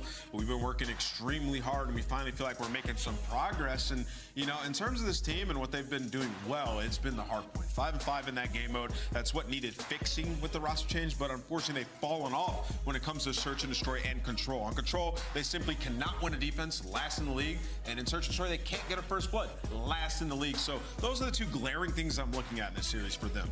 On the other side, we got Minnesota, who loves to play as long as they can on camera. They're going to Game 5 again tonight. Yes or no, Allie? Absolutely not. Rio, high-rise, Karachi, sub-base, terminal. Distance. The last time these two teams matched up, it was a Miami win, but we're not looking at the same Miami that they went up against last time. Both these teams lost to a Game 5 versus LA Thieves, and Minnesota is easily the better control team in this series. They're 6-4 right now with a 6-2 record on Karachi. So Minnesota looking to favor the respawn.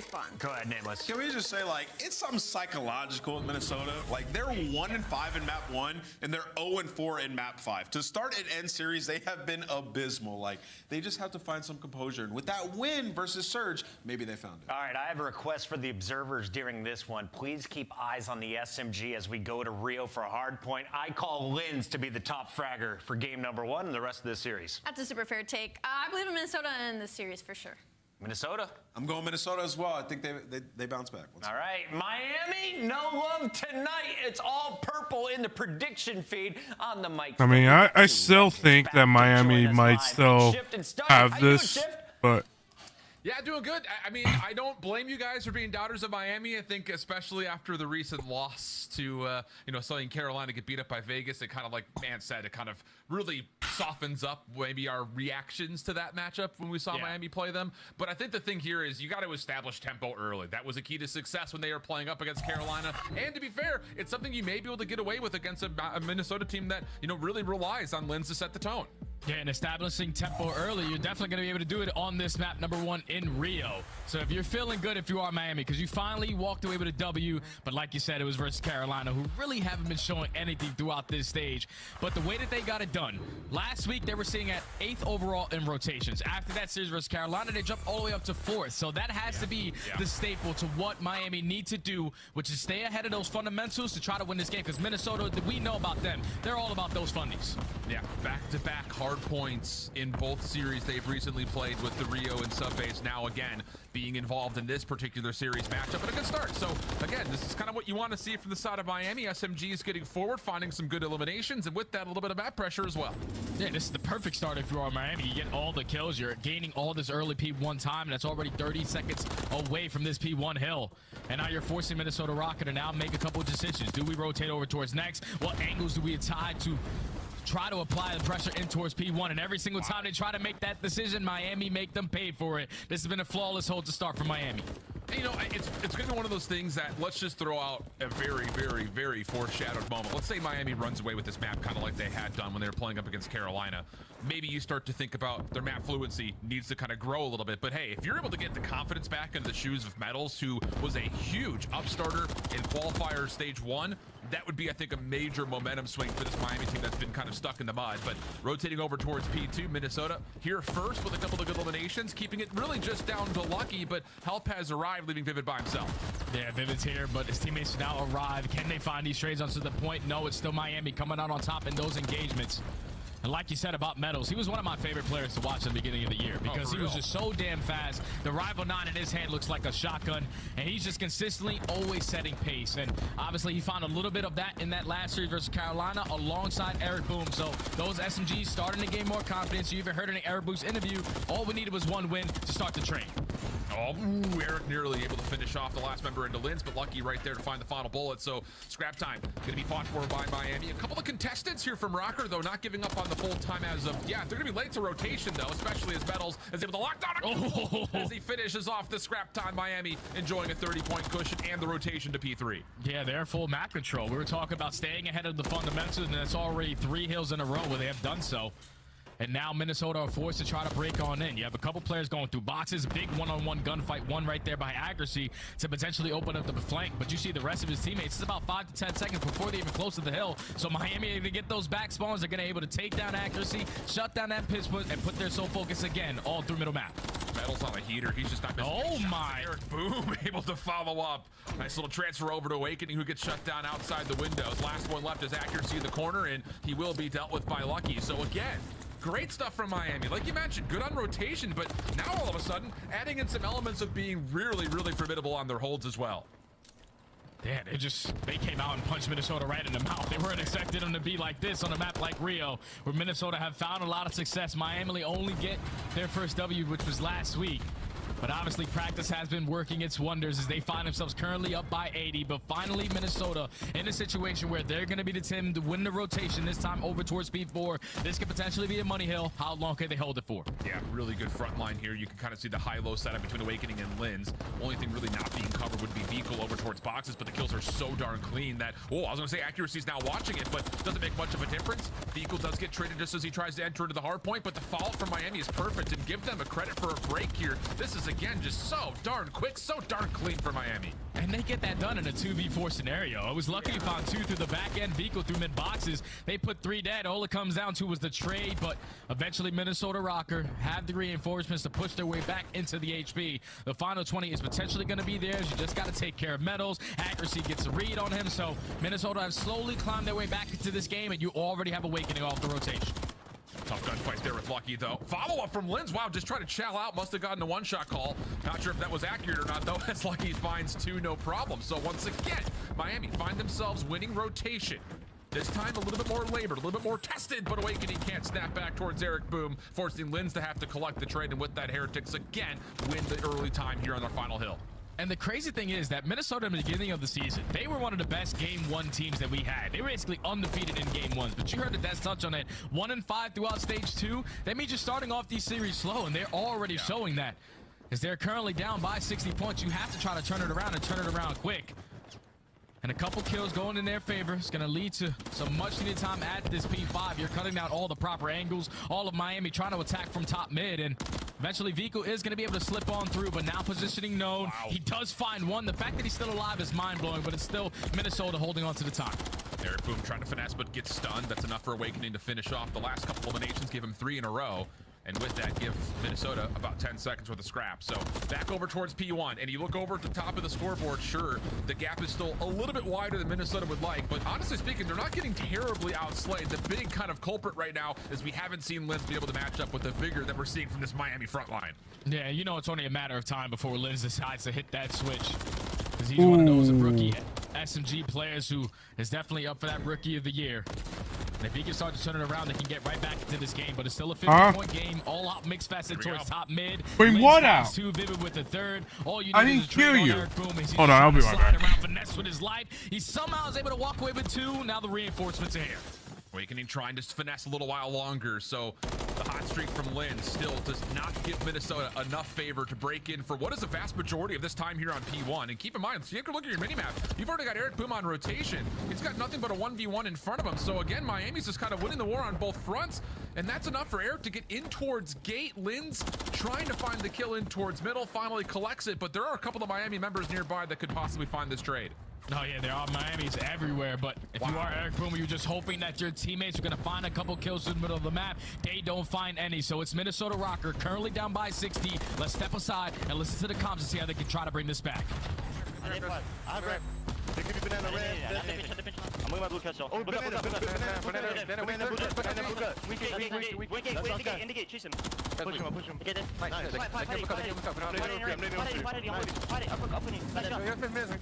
I'll get time. You have time? Yeah, time. Take me blue cut there. Yeah, that could be. I can't get it. I'm trying to look at blue cut. Behind him. Blue cut still. I saw shit. Wait for metals. I'm running mid. I'm hitting box. I'm trying to box one. One kill's boxes. Box. One shot. Shit, it might hold you all. I'm gonna go. I'm seeing you on bridge. I kill scaffold. One's back tree weak. I'm going with you. Back tree 1 to 10. 10 metals, 1 shot. Push up. Mid. I'm in the guys. I'll see him 10. He's 10 metals weak. I got in the back. 10 metals, 1 shot. And bridge. One shot bridge. They're gonna spot cheap. Nice. Back secret metals in the middle of 10. Middle weak. He's one to back. He's one to play back. He's in back 3. Metals in the back. Back, one shot. Nice. Back, one shot. He went shop, he went shop. He's on the computer. You know what? Rotate corner. One on the back, guys. Right, go back, one shot. I saw one out. Eski's in the back door. Eski's in the back door. Alright, tool. Give me close box status. Yeah. You're trying to punt. Wow, I mean, we're in an absolute battle. It feels like Minnesota throughout that. Listen, and we're starting to pull it back. I mean, Lynn's nearly able to go on to a 6 streak for the cruise missile, but even still, you look up at the scoreboard, and there's Miami again, 50, 60 points up. Yeah, they were in the game at the end of that P2, but Miami stayed ahead in the fundamental column. They were making sure that they were the team spawning on the preferred side for P3, and now that's 2 times that P3, but they have dominated that hill. Holy. And off the rotation, you're thinking Minnesota, the way that they just got cooked at P3, you were properly set up for P4, but they're already late to the party. Miami Heretics are in for the initial 15, and they can get pretty damn close to even winning the game here if they can hold this down for the rest of the 40. They're just swarming. It just feels like at any given moment in time, it feels like someone's hitting a pinch. It just feels like Miami have 5 members on the map. They're all over the place. And let's be candid, there are a couple of key 1v1s, 1v2 situations that are coming through for Miami that have really helped establish their success on rotation. So this scrap time looks pretty darn clean. Minnesota just kind of looking at it from afar, and they're going to have to default to playing to rotation here. Yeah, with only 15 seconds left, you have to give this up. You have to now play perfect Call of Duty, perfect HP from here on out. Try to bring this game back, and the thing that's really been catching them off guard is, like you said, it's like there's 5 Miami players on the map. Every time they're trying to set up a push or trying to set up a break on one of these hills, they're getting flanked by one of the SMGs on the side of Miami. And now with Miami only needing 13 seconds, you have to make all these kills count. Lins and accuracy, they combine for 2, but Meadows there with the trade, currently with top mid control. Look how they're trying to set up Vico on that deep pinch. Yeah, this is all about if Vico can find the 1v1 with Awakening, and then, yep, there it is. Now you have a natural pinch starting to occur. 2 players from the front, Vico from behind. He's also on 5 in a row. Not that I think he may need a cruise missile if this is successfully broken, but who knows? May still happen here for Minnesota, holding on strongly. Vivid and Lins, accuracy stepping in. Okay, 28 seconds still to fight for here, and Minnesota have the reinforcements established to try to soak up the remaining time.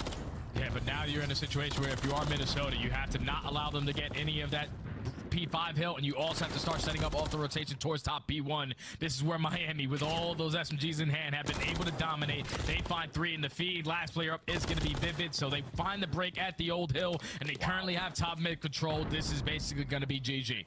Definitely feels that way unless Awakening can do something special, but as he gets turned aside, last couple of seconds are going to get tallied here for Miami, and that is back-to-back real hardpoint master classes in their last 2 attempts. And it just, again, I walk away with the flat-out emotional reaction of, this was the Miami that we saw play things like Terminal Hardpoint back during Stage 1 qualifiers.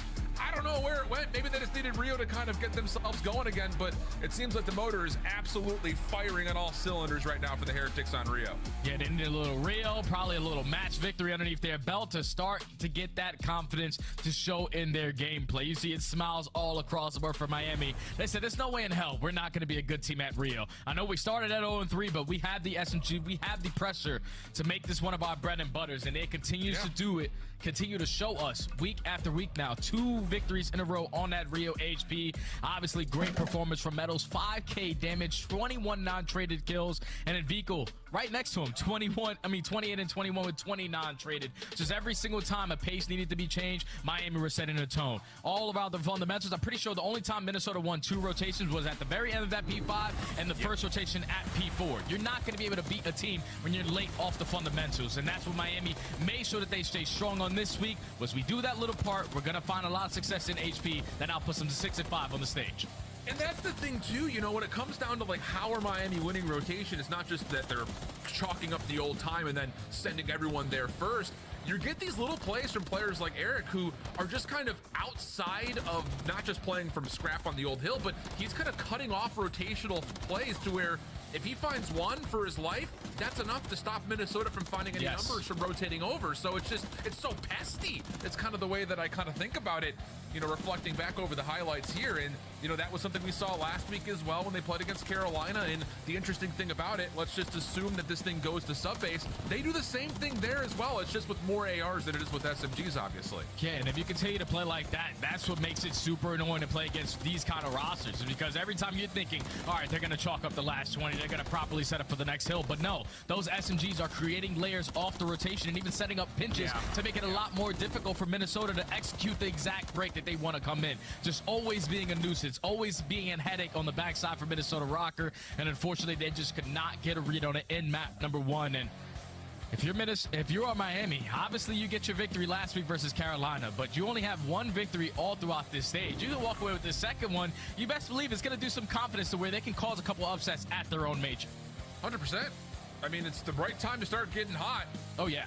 All those college basketball fans out there, you look at the calendar, it says March. That's when madness starts to happen. It's trailed into Call of Duty possibly here as well. We'll see.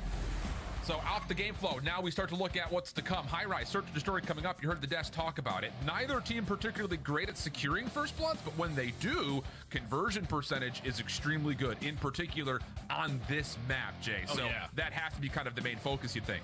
That's the craziest thing, because I'm talking about overall in the map. It's like 27% of the time Miami find first blood, they win it 100% of the time. On the opposite side for Minnesota, 42% of the time overall on attacking or defending, they win it 100% of the time. And then more specifically, even on the attacks and defenses, when both of these teams find that first blood, they win the round 100% of the time. So it's all going to come down to whoever wins that gunfight right off the rip of the game. And on the same front, you know, you kind of take the opening duel percentage maybe out of the window a little bit. Success-wise, both teams have been particularly good on defense as well. In specific, I'm looking at what Minnesota's been able to do. I mean, they're 7-3 overall in defensive rounds, so that's incredibly well done. And I think on top of that, they're finding a lot of success on retakes too, and they're allowing the bomb to get planted a lot. So I think from the defensive side, you kind of maybe take the focus, you put the spotlight there, and you say starts with first bloods, and then it finishes off with how do you play around the objective, maybe more in specific towards Minnesota, who's so good defensively at finding retakes. Yeah, you got to make sure it's a team effort. You can't force these one-on-one gunfights, especially if you're allowing that bomb to go down at B. You got to have those S&D attack is woeful. Wow. Trade those fights, because we know how That fast is like really High-Rise bad. can go down, especially early into these rounds where no team has any trophy systems to work with. Oh yeah, underground is going to be the playground for a lot of these players. So expect the battle between Vivid and Meadows through that underground red story to be that battle for the first blood. Both teams are still in a position to try to fight for a little bit of winner's bracket action as well. You can see the Monster Energy pregame coming through. First and foremost, both teams need to find a way to win. That's going to be, you know, the first check that you have to find a way to mark off. But after that, it's going to come down to a lot of help from the other teams that are playing today. A little bit of assistance was earned right there with Carolina dropping. That kind of takes them out of a tiebreaker situation for that final position in the upper bracket. So the big focus now for both these two squads, find a way to win. And for Minnesota, more in particular, it's all about finding a way to maybe be a little bit more successful on the offense. Saw their ranks are about 12th across the league in almost every category. Yeah, you got to figure it out. And it might be the caterpillar crawl up to the side back of this propane tank. As Aki's just trying to find this timing for the first blood, and he might have found himself in a perfect scenario to at least take down one, but it's lucky there for the instant trade 3v3. Delayed hit, though, from Linz over towards the opposite side of the map. Eric Boom is the only defensive player over on this A site, but as Vikal predicted. Ooh, unfortunate. You looked at for a moment. Eric looking for the trade, decent shots, but no kills. And with that, Minnesota now hold the numbers and the possession over towards the B site, and the propane tank blows up right at the end. So that's a clean finish there for Minnesota on their first offense. Yeah, they had the numbers, they had the propane working in their favor, and they also find the first blood on the back of accuracy. Already keeping the numbers that we talked about before this map 100%. As Minnesota get the first blood, they walk away with the attacking round. Now Miami forced to respond on their attacking side. I don't know if anyone was able to develop a couple kills in that round to get those trophy systems down towards B Street. So it might be another slow and steady round for Miami here on the attack. See what the focus is going to be coming out of spawn. Bomb will be voluntarily left behind this initial push over towards A. And wow, Nettles from across the map takes care of accuracy. Difficult shots from Eric, but does tag up Vivid, pushes him off the high ground. So that will be a little bit of information denied, as Minnesota will no longer have the ability to scout across the map. And now you already have a lot of information gained if you are Miami, because you were able to take down accuracy across the map.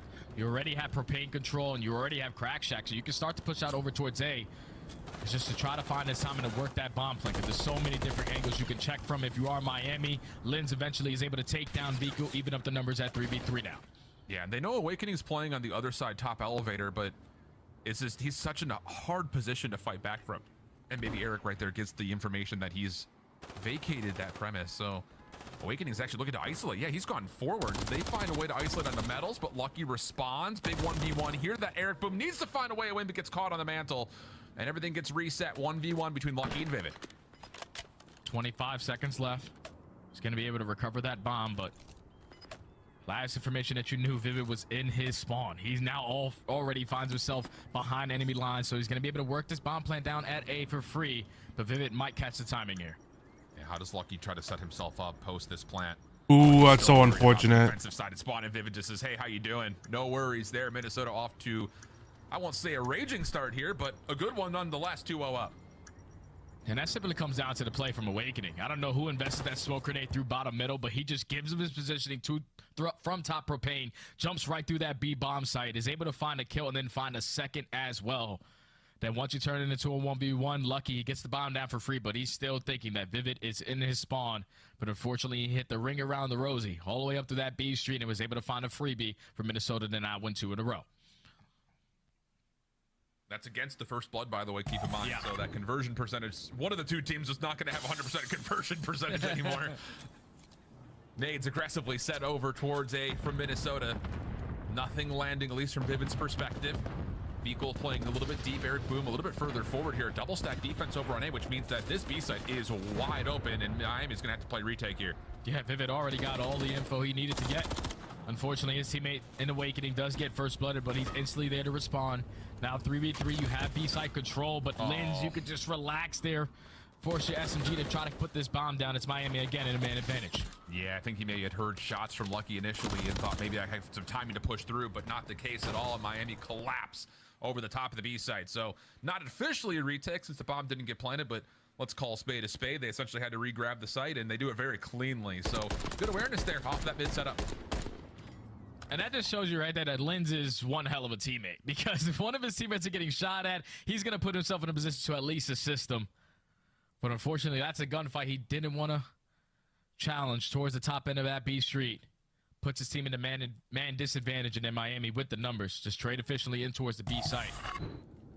Finally get on the board with Lucky, now having a phenomenal search and destroy. So far, I remember in the beginning of the season, he was like Mr. Search and Destroy. If he can get back to that footing, Miami don't need to be sweating in S&D. Yeah, and it was the case with his other two teammates that played with him a lot of the year last year in Challengers. It was the same thing. I mean, you look at Lucky and Search, and he is Mr. Automatic. Eric, little mantle, sees maybe the tippy top of accuracy's head deep, but no chance to challenge that. Bomb making its way over, stun just to make sure no one's hiding in the corner. And Lucky tries to reinforce, but denied. Accuracy taking a very advanced angle over the top of this B site at range, and no confidence to plan as of yet, but Eric's still going to try to hop it. I was just waiting for him, because you gained all that info with about 10 seconds into the round that no one was going to be in towards the B site, but now you allow Minnesota Rocker to know where the pressure's coming in from. Accuracy finds the first blood. Wow. Linz is there for the trade. Great communication from them. Minnesota 3v2. David's got to play Overwatch here on top of Hilo. Accuracy needs to start making the play forward just to try to assist at all and to try to get this bomb defused. I mean, there's a lot of time ticking on the clock here. Smoke comes down, but Vivid gets tagged with enough information saying Miami needs to go to make sure this defuse doesn't just get stuck. Lucky's gonna have to be the one to check it, but he's nowhere near. Wait a second, Vivid may have held this long enough. The pistol's out, and yes, he does get the kill just in the nick of time. Accuracy now for the 1v1. He's gonna immediately have to hop it. Lucky, 2 in a row. Ooh. From the nice side, check. This time it's a little bit safer, a little bit easier. Miami responds. Nice check. Oh, that's good stuff right there from Miami. I was going to get on him a little bit, but just waiting so damn long to put that bomb down. But once they get it down, they put themselves in the proper setup. Lucky through underground is able to find the final couple of kills, and he does find 3 in the round, so he could potentially earn himself a cruise missile early on into the search and destroy. And I just think, like, if you're Minnesota in that situation, you know exactly where the play is coming in from. We just have to be a little bit faster on that retake, because you allow Miami to get that bomb down, then maneuver their way out of the site. You're wasting all your attacks. Nothing is going to be able to connect, and then you're forced now for someone to instantly stick that defuse. And unfortunately, Lucky catches them off guard. He ends that round on a 5 streak, 1 off for earning that cruise. Oh, Metal's getting aggressive in towards his B defense. Has help from Lucky over towards the elevator alley. Eric has to play a little bit more passively over at A. Accuracy saw him, watched him the entire way. Now the only defender over towards the A site would be Metals, and wow, that's a hell of a set of shots. Takes care of Linz. Accuracy top Hilo, has Lucky at his sights, and wow, how is Lucky still alive? I don't know. Thankfully, the propane tank kept him alive a little bit longer. Accuracy could not commit to his that wall bang, but he sets up his teammate in Vivid and shut down Lucky. No cruise missile is going to be earned. Minnesota Rocker now in the man advantage. You can already see where Meadows is on the map. He's going to be able to find a freebie for Accuracy. Instantly a 2v2 with only 40 seconds left. that stalls out Minnesota pretty considerably. Oh, yeah. You have to make sure he's not still over at green, and Metals is gone. He's out of there. But this is going to take time to clear. Awakening's just kind of watching over the top of the map from the topside elevator, and he's not going to be able to see anything. So this is going to be a blind commit for Minnesota towards B. Here's the hop for the plant. Metals rotating back over. Awakening playing inside elevator. Vivid on the exit. Not fully caught, but there's information there. But unfortunately, Vico will drop. Metals to the 1v2. And this doesn't look very good. Vivid off the regen's going to play top propane. Awakening down low. And, well, Jay, this would be an impressive one. And hold the phone. Awakening repositions here. Metals has to go re-clear elevator, but Awakening's nowhere to be found. He's reset down the lane with an AR. Shots are in, and finally Awakening puts it out of reach. Ooh, the fact that Metals even had an opportunity in that fight to clutch up to that round. If you're Vivid, you just can't give him that free peek, but good play out of Awakening to read the setup, at least early on in the 2v2. He finds the freebie through the middle of the map, and then the re-wrap, ring around the rosy. This time it's him going up to the opponent's side of that B street. He has the AR. He hits the early couple of shots, so he has one shot, pulls out the grenade to close out the round. Minnesota Rocker finally stopped the bleeding, take advantage again, up 3-2 now. I mean, to get all the info early on when they're just sending everybody through underground, jumping on. Oh my God! Fucking whoa! You've seen the future, brother. Miami, but it's going to be tested this time by Minnesota deep, and it is a heavy stack over towards this B site. All in all, it does end in a 2v2 situation, though. It's still plenty of time in the clock. The only issue is Minnesota have a lot of elevated positions to where they will get the intel once it eventually crosses their path. Oh yeah, they have everything cut off. You already had the rotation coming in from Vivid, but he does commit to that gunfight. He loses it. Now it's instantly a 1v1. Eric Boom versus Accuracy. The Iceman versus the Rookie.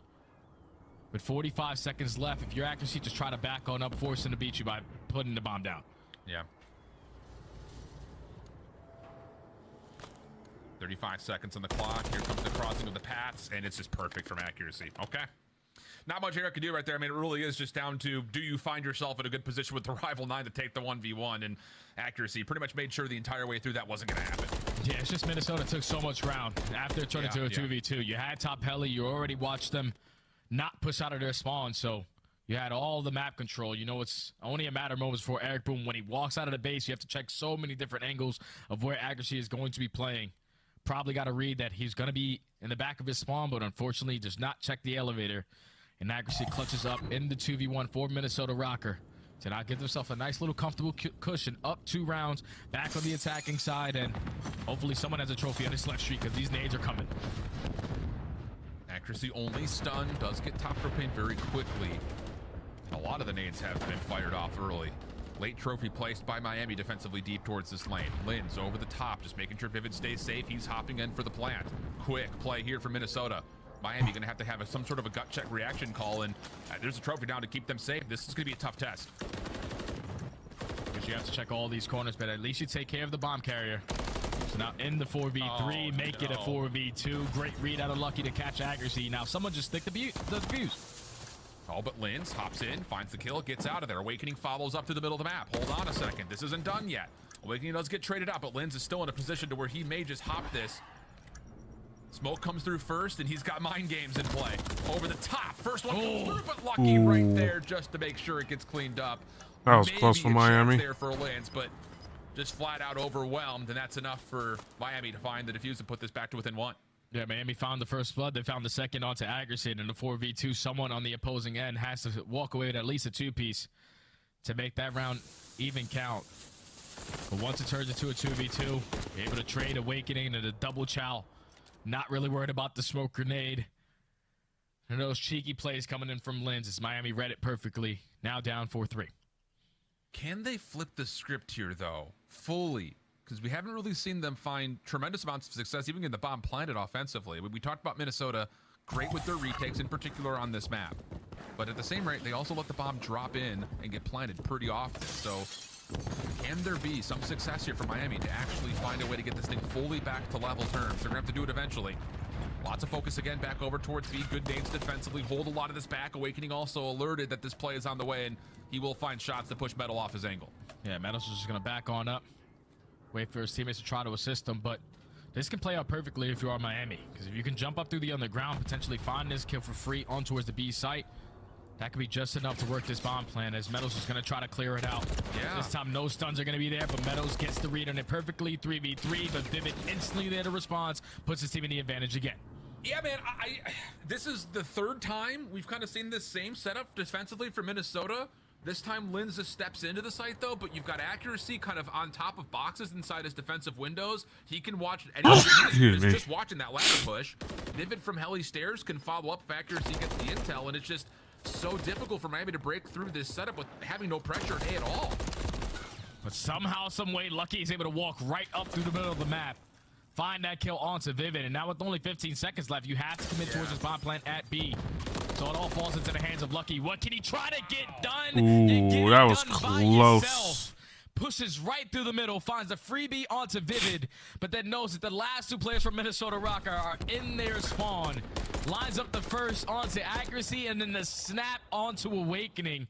This guy's taking over, man. What's that? Is this 14 already? Like, he might be going for 20.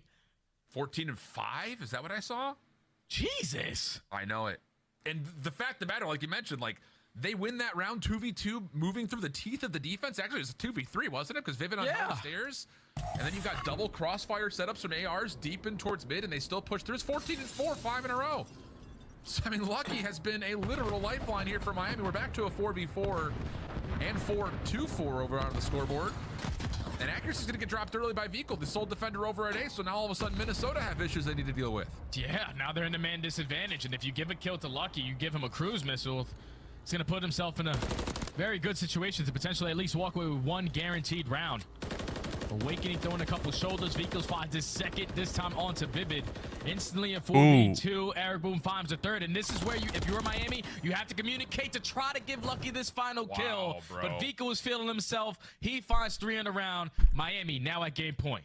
And the trends have completely been absolutely flipped on its head. I mean, flat out, I was about to say, like, this Minnesota defensive setup, when they're playing through mid like this, has been super successful for them offensively. They're also finding good value in the early 4v4s, 4v3s, but now all of a sudden, Miami has completely changed the tone. Said, I don't care what your setup is. I'm going to break right through that. Quick round to follow up immediately afterwards. Has to have Minnesota second guessing, and I don't know what you run here. I mean, defensively, what do you call? I think you just do the same thing that you did before. Have accuracy called on that cross, but get your SMGs in positions where they can find success. Unfortunately, the Propane is going to be able to take down Awakening because it's already a man advantage for Miami in a 4v3. And accuracy's stuck here. I mean, the only bit of good news is he's got Vivid watching his cross over the other side, so he's not fully isolated. And on top of that, the Heretics have no idea that he's positioned this shot because he hasn't been here before. Clean shots from Vehicle across the map. Accuracy hunting for a trade. Oh, Vehicle gets the info, resets. He's off the regen, but the pistol too good. Follow up though, trade, perfect. That's enough for the cruise missile to get earned. Linz has to track all the way back through underground to his spawn. And look at Miami. Lucky's already positioned forward just to make sure if Linz has to make this call, he will be taken out, and now the information will be known. Now if you are Miami, nice. All information. Good teamwork on Miami. Send it on to Linz. And on the back of Lucky, who had one hell of a game in that game number 2. Miami clutch up in the Surf and Destroy, a mode that they have been struggling with all throughout this stage. But clutching out on a map that you only played once. Keep in mind, they only played High Rise once time, and they lost to 6-5 versus Atlanta. Now you walk away with it in a clean 6-4 versus Minnesota. Oh, they're going to start adding this to the map pool. You best believe that. Miami up 2-0 in this series. Massive stuff, man. And I think this is, again, layer by layer, map by map. We're starting to kind of shed the creeping doubt that we started to have about, was the performance last week versus Carolina just kind of a softball for them? Now all of a sudden, you blow out Minnesota on Rio. You string together 4 straight rounds, 3 straight rounds at least, on the high-rise search and destroy, all of which are super convincing. And let's be honest, 15 and 4 from Lucky was definitely assisted, especially in some of the closer rounds. But flat out, Miami. 54, he is definitely I'm sorry, fans out there, but this is the Miami that like, he was the only one that had a positive KD in that. As you know, I think there was another person, but with a big positive KD there, that's pretty impressive. straight up the middle of the map. We saw accuracy before we even switched player cams. He was watching every single angle from the back middle of the spawn. He must have got some really bad timing because Lucky just sprints right through the middle, finds that kill onto Vivid, and then takes down accuracy and Awakening behind enemy lines. Like, that's a round that if you're Minnesota, you can't let get away, because then you put that at game point. Instead, it goes 4v4, and then Lucky, his confidence is just there and continues to go on through the rest of the map. Well, it's a dominant map number 1 for Miami, a little bit of a comeback effort and some heroics from Lucky to get them map number 2, and all of a sudden, we start to think, is it possible that Miami could somehow pull off a 3-0, which, by the way, they don't just need a win here. If they can find a way to 3-0, that helps out their map count differential for possible tiebreaker situations. So call it what it is. If you're a Miami fan, it's a must-win Karachi. We'll see you on the backside of the break for the control. Upgrade your game with the Scuff, the official controller of the Call of Duty League. The Call of Duty League is brought to you by Monster Energy, the official energy drink of the CDL. 10 in a row, looking for the 11th. That's the round. You may never see one like it.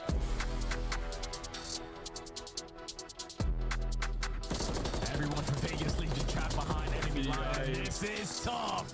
As Ghosty finds 3 with 1 clip. Those are great shots. That is what Shotzi buys his team so much time. He's able to find 3 more. He is just going, and you see what this does for their hard point. He's just so good at being elusive. Yeah. It can be such a pain in the ass to deal with.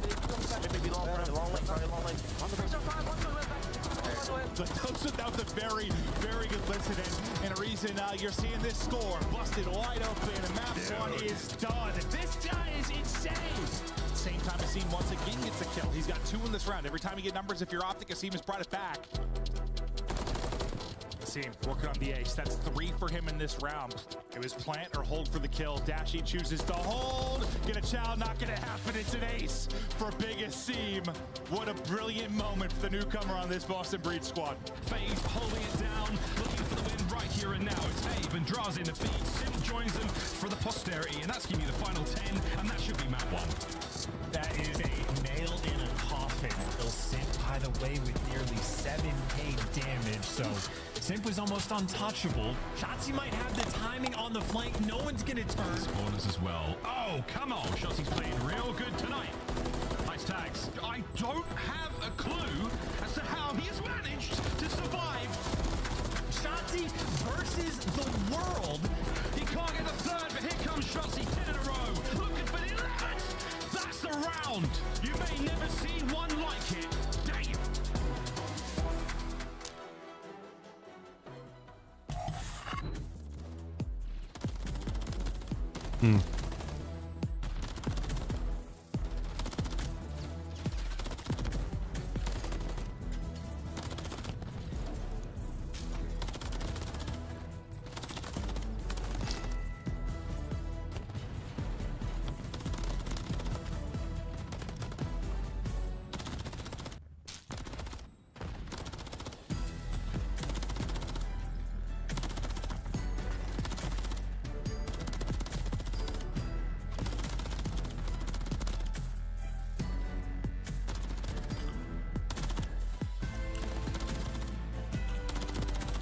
I mean, so far, this is probably even the second 3-0 of today.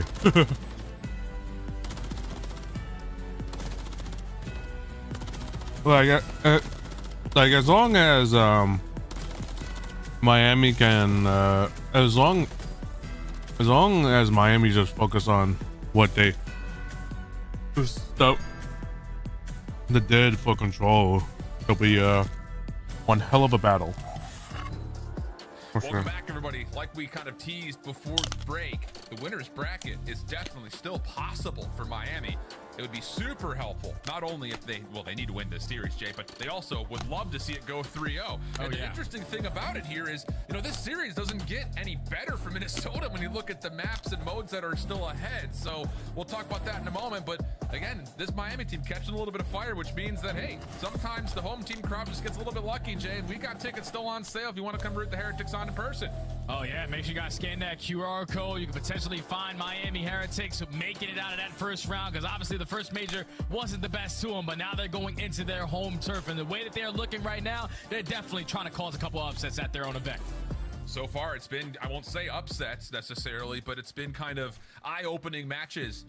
The win versus Carolina last week, and now a chance to possibly 3-0 Minnesota Rocker, who, again, just based on their record, have not had a great stage. And I'm sure there's lots of people out there kind of wondering why, after the heroic run they went on, kind of the end of Stage 1 qualifiers into Major 1, but that has not been evident at all in this stage qualifier whatsoever for Minnesota. So Miami with the Karachi control ahead of them, a sub base also lingering, and then Minnesota, who's terrible at map 5s. I mean, it just doesn't really feel all that possible based on what we've seen from Minnesota to pull off the reverse sweep, but I don't know. Maybe there's a little bit of a lifeline here to reset the series and come out with one of your better controls if you're the Rocker. Yeah, this is their best control, and this is the lifeline for them. You're going into your bread and butter control map, and then on the opposite side for Miami, they haven't found success on Karachi control in about 2 months. That's the last time they won this damn map. They played it versus Atlanta, they got 3-0. They played it versus Toronto, they lost all the way into round number 5, but they just haven't found any success on this map. But as you take a look at the pregame for Miami Heretics, you win to keep your hopes alive. Losers can keep you, I mean, if you lose, obviously you're going to start in a loser's bracket, but you need all the maps that you can get to potentially earn yourself a winner's bracket so you get multiple chances at your next event. 100% the case. And again, map count will be massive towards possible tiebreaker scenarios here for the side of Heretics. So they're looking to get this thing done cleanly in 3. It would go a long way. But they will be starting off on the offense. The other thing to keep in mind here, Jay, about both these two teams is that from both sides, both offensive and defensive, they're great at either finding success capturing ticks or, on the flip side, defensively, not allowing their opponents to find tick progression on this map. So this very well may be about who plays the objective better. And I think just the way that Miami so far in this series, the way that the SMGs are playing, how fast the ARs are playing, they're going to be able to set that tone early on into this control. If they find the first couple of kills around the middle of the map, the second tick of progression is about to get called in. You already see their setup. No one's trying to edge on out. Minnesota Rocker, they're more in their setup, trying to play for the trap. And with those 2 kills, they're going to be able to take that player down in A and now force all of Miami to hit that reset in the back of their spawn. Although Metals, whoa, big wins, opens up space on this overextension through the backside at A. And actually may go a little bit further beyond that. He wants to clear out top fire. Well positioned here for Metals on 4 in a row. Can also track backwards to make sure no one's sitting over to try to block off the spawn. Shots from Vivid should alert, and almost the beatdown, but Metals off to a 5-0 start. I mean, he's picking up where he left off on the Rio. Get this guy a sub, and he just goes crazy. Yeah, this is what he does. He's going to be able to find those timings with the SMGs, but it also allows his teammates now to sprint up freely up through that junkyard area. But now he's just trying to get a bait and switch going because he can earn that cruise missile if he finds it. Yes, he finds that kill onto Awakening. So cruise missile earned. You already were able to extend that time by completing that progression over towards the A point. So you have 1:40. The first starts by taking control of Drunk. You got to eliminate Linz, but Linz shuts down that play by himself. He finds 2, and now Miami forced to break out again. Should be dead to rights here in the corner. Should be. Please, someone get the trade. Don't let Linz do this. Pistol out. You're going to chill him with a pistol? Finally, Viko gets the kill, but boy, that was expensive. Essentially a 3-for-1. Accuracy also makes sure that Metals cannot sneak over towards that top soda position. So even though it's a great start from Miami, Minnesota hold a 4-life advantage, and we're down to 70 seconds left in the clock. Yeah, but at least now if you are Miami, you have somewhat junk control. But for how long? Because there's a couple players from Minnesota reading the pressure of where it's coming in from. You also have accuracy all spawning, knowing that one player is going to go on that pinch. You take care of him, and that's already now been a minute wiped off of the game clock. Not a single player from Miami even farther pushed up close to that B point. The defensive setup right now for Minnesota too strong. Yeah, absolutely the case. Little test around the back. Eric Boom makes his presence known over towards the Rocker spawn. But this is poor timing for Lucky, you'd think. He kind of comes around the back as well. He's shooting at ghosts off screen. Awakening just kind of working his life a little while longer. But, regardless of what happens back here, Minnesota's set up from the front side of the zone is still so far forward that it really doesn't make a difference if Eric stays back here or not. He's got to come help. Yeah, this is their last push, too, because you see those spawns from Miami. Everyone over towards the chicken coop, so they're forced to overextend. You have to get past Awakening, who was the player who just came off the respawn. You find that first kill. Viko finds a second onto Vivid, so this is the last opportunity for Miami to try to get in. And they got 5 seconds to do so. You got to go. Accuracy on the cross, only able to take down one. Linz tallying information as he steps in as the last defender, but Metals keeps his life. Help, assistance nearby, but does eventually get traded away. Eric Boom now, the last one left. It would have to be a 1v, essentially 3. He's getting challenged from all sides, and Minnesota will eventually find the kill they need. 6 life gap at the end, and really no progress to speak of over towards the other zone at B. Yeah, that's just a good defensive setup right there from Minnesota. At the beginning of the year, they were one of the best defensive teams that we had on Karachi, and they continue to show it. as they are every single time off the respawn, refilling those gaps that were needed to be filled over towards the junk side, making sure no one is overextending. The players coming off spawn, that's your angle. They just had a read on where every single player from Miami were trying to apply that pressure from. And they hold strong on the defense, only allowing 3 segments to get away from them. And I'm pretty sure Linz is now activated. I don't know if he's sitting at 10 already. Yeah, 10 and 3. That's a good start from your main SMG. Yeah, 1.05 control KD for Linz. He is by far the best on the team. So if Nice he can nade essentially from provide what Eric. he had moments of in the Rio hardpoint, but throughout this control, that could be maybe Nice start. trying to reset this series, but quickly off the break off Miami all over it, not allowing Minnesota anything over the top of the A zone.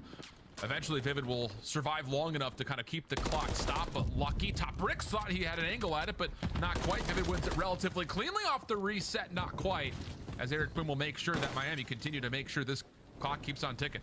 Yeah. Don't even allow that first segment to get complete as well. You already have players up to a junkyard. You already have players trying to cut up through the middle map as well. So Minnesota, they do not have an angle, or at least the trades, the gunfights going in their favor to stop this game clock over at the A point. Finally, though, Vivid and Accuracy able to take down Eric Boom. First segment is going to be complete, and you see Miami on their setup. They're going to be nice and slow to this one, so they might just give this one up for free. Awakening playing from top third finds Eric off his spawn. A couple of shots from Lucky, kind of similarly so, over towards that top AC position. But yeah, absolutely not enough success nor kills to find a way to break back over. So the extra 60 gets tallied. 20 plays 21, small advantage for Minnesota. But still, not a lot of ground to work with here in terms of breaking things open. And as Linz will drop, Minnesota have to come off spawn and restructure. Yeah, they have to try to get out of the spawn, but at least the good thing for them is not a single player from Miami are already pushed up towards junk. So you can apply that pressure up through red side. You knew that Vika was the guy at least playing over towards Ticket. He finds a freebie onto Accuracy, able to dance with death and walk away with his life. If you can earn this cruise missile, you have 2 to work with on the side of Miami. They're just trying to have the same exact setup, the same response that Minnesota had on their defense. Already 45 seconds knocked off that game clock. Trades back and forth. 50-50 gunfights, largely speaking, but Miami start to earn a bit of an advantage in that life lead. 60 seconds now, down 2. Minnesota do kind of sneak through the middle of this defensive setup, and as vehicle drops, maybe a bit of cause for concern here if you're Miami, because Minnesota's gonna be able to hit this with some force. Lucky tries a challenge on Accuracy and a huge 1v1 win. That'll slow down Minnesota just about to a halt.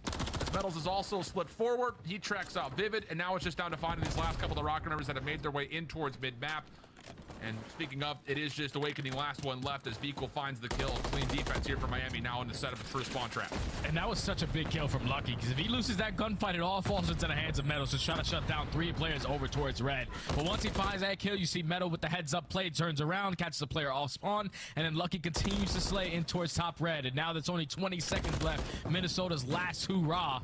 Wow. You have 1 player going on a pinch, Awakening through middle, so they have an avenue to try to get on in. Acura should be able to just step on into the zone, stop the clock. Yeah, he's even got nades that are hitting over the top of the jump wall. So that kind of keeps Miami a bit at bay. Hold on a second. Cruise missile. Late round heroics here for Minnesota. Second player gets stacked. There's the extra tick. Cruise missile called, doesn't find anything. Kills for Miami start to come through, but they still have to clear off the zone. Second tick of progress. Now finally contested, but Lynn steps out, finds the kill. Eric and Metals trying to work out for the last couple of kills, and they will, but the extra tick does get tallied there for Minnesota at the last moment. Yeah, you would take that if you are Minnesota. To at least put yourself up in the segment column. Now you're leading by 1, but you also get the investment of at least 1 cruise missile on the side of Vehicle, so you don't have to worry about that going forward. But Miami, good on the defensive end. Tie the game up at 1. And now you just have to make up for those segments. I would like to see an early B pressure play, because I feel like Miami, at least in the beginning of the year, they were one of those teams that would catch you off guard. Everyone was going over towards A, stacking that point. But when you're able to catch them off guard for a B play, you're basically going to guarantee an attacking round. So I'm really curious to see what their initial start is on this round. That'll be probably the kind of thing to highlight for both these two teams. Is there going to be any trickery up any sleeves here? I mean, for Minnesota, we kind of heard it from the desk. We also mentioned it briefly, but this is their most rehearsed and by far best control. So we'll see if they do get tested, if they have a response, or if they have something possibly up their sleeves on their own right. But for Miami, nothing strange here. A little bit of focus over towards Hotel. Eric gets traded out, but at least finds 1 for his life as Vehicle stays safe on the point. Contested, though. Accuracy trying to jump on in, but Metal's quick to recover, and that'll be the first take gone. Yeah, first segment already complete. You have a lot of the left side control if you are lucky. Also finds the timing to not allow Vivid to eliminate his teammate on towards the point. And Miami, with all these kills that they're getting, it's time to hit that rotation. You already have Vico trying to push out towards the backside of Cafe, but with all your teammates dropping, this is probably not the best time to invest that cruise missile. Yeah. He was thinking it was going to go complete opposite, but at least that segment is going to get completed today. You're going to have 2 minutes and 18 seconds to work over towards B, with your teammates having a little bit of map control before they all get cut down. Vivid does get caught, though, so Miami, like you mentioned, working through the middle of the map. Reinforcements quick to get here. Accuracy the only one inside the zone. Linz seen over towards Arches. That's enough information for Beagle to find the free kill. Trade from Lucky. Think he saw Vivid as well kind of come over the top of the jump ball, but look at Eric Boom. He's on the pinch. He should have 2 for free. Finishes both of them off cleanly, and now all of a sudden Miami, they should just be able to stack this. 2 players on. First tick already gone. Second surely to come with now 3 players stacked here. Minnesota have to try to hit this in the middle of the map. Jay, I don't think they're even going to get here in time. You got to win fights from long range, and it's not going to work out. Miami get the quick capture. Ooh, I know they had 2 cruise missiles that got nothing done.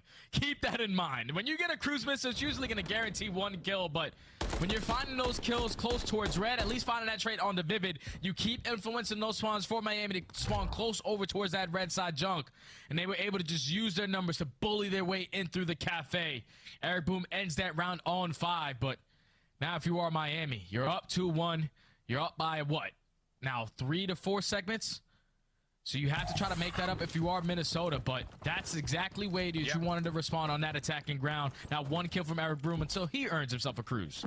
Yeah, they're going to need to obviously win this offense, but as you mentioned, it's a 5-tick difference. Yeah. So if they do it by lives, they have to at least capture 2 ticks over towards this B zone. But once again, Miami just right off the break off, not worried about just waiting to see where Minnesota are going. They're saying, no, this is our map. We'll take it. Thank you very much. Tough gunshots here as Metals and Accuracy are in a really tough argument over the top at Palms, but Awakening is there to kind of quell any further play, and with that, Minnesota stop the clock as they start to make some progress on A. Yeah, and they have a lot of map control as well. You have bridge side. You currently have top red as well. So Eric Boom just trying to play for at least 1 kill, and he might be able to earn it. Nope, the shots in the back from Vivid is able to keep his teammate alive.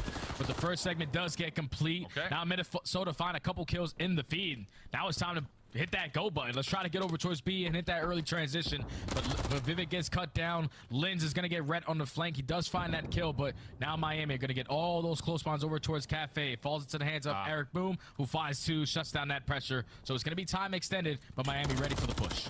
Yeah, absolutely massive double kill, though, by the way, from Eric Boom. I mean, because Linz is just out here just trying to keep Miami's defense spawning all the way out. But without any actual pressure on this B zone, Miami can essentially just take their time, clear things out. If they can. Linz on 5 in a row. Now all of a sudden he could try to hit this, but shot at over the top. Lucky trying to challenge, and that will be enough to shut things down. And in the meantime, it's Vico over the middle of the map to shut down Rocker, trying to hit from the front. So all of a sudden what looked to be a good setup for Rocker gets completely foiled, and now they're under threat of being spawn trapped. At least if you're our Minnesota Rocker, you have red control. So you can decide to fight right through the front end.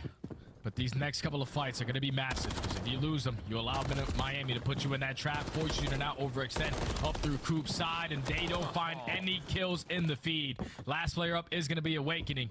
He does take down Eric Boom, gets a read on some Metals, able to open up that avenue for his teammates to sprint right through forward. This is all out mix fest in towards junk, and it's still Minnesota getting those close spawns to reinforce quickly.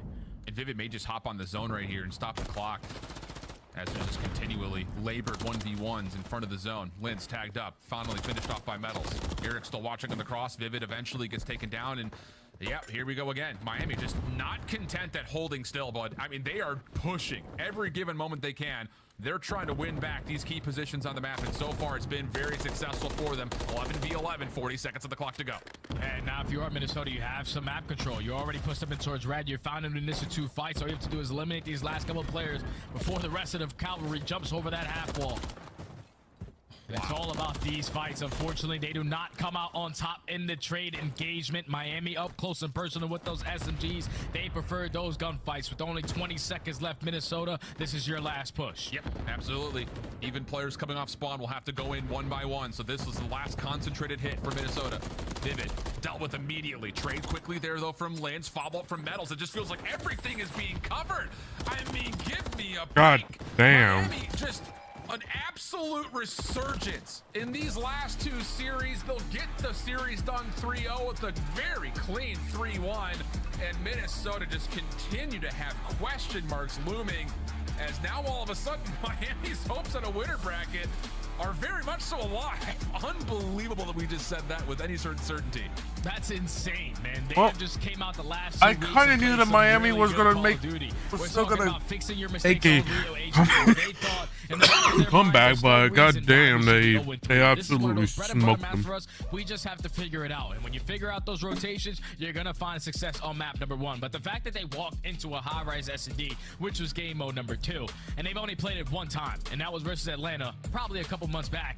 They walked away with a clean 6-4 versus a Minnesota Rocker who were undefeated on that map. They usually do not have any openings, but when you allowed Lucky to just pop, take over, drop 15-4, absolutely dominates in that map number 2. And then map number 3, this was Minnesota's bread and butter control. We're talking about Karachi, where they used to be one of the best teams on defense. They started to slowly figure out their attacking round, so no one wanted to square up with them on Karachi control. But Miami said, no, screw that. We're already feeling great. We're going to play you on your best control map. We have the SMGs who are always applying the pressure, and I just think if you're a Minnesota Rocker, it's going to come back to bite you because you had a lot of situations where you could have hit that rotation quickly over towards the next side. But every single time you tried to do that, there was a player from Miami contesting you, finding 2, and then shutting down that play every single time. Miami just came to play today, man. Clean 3-0 from them.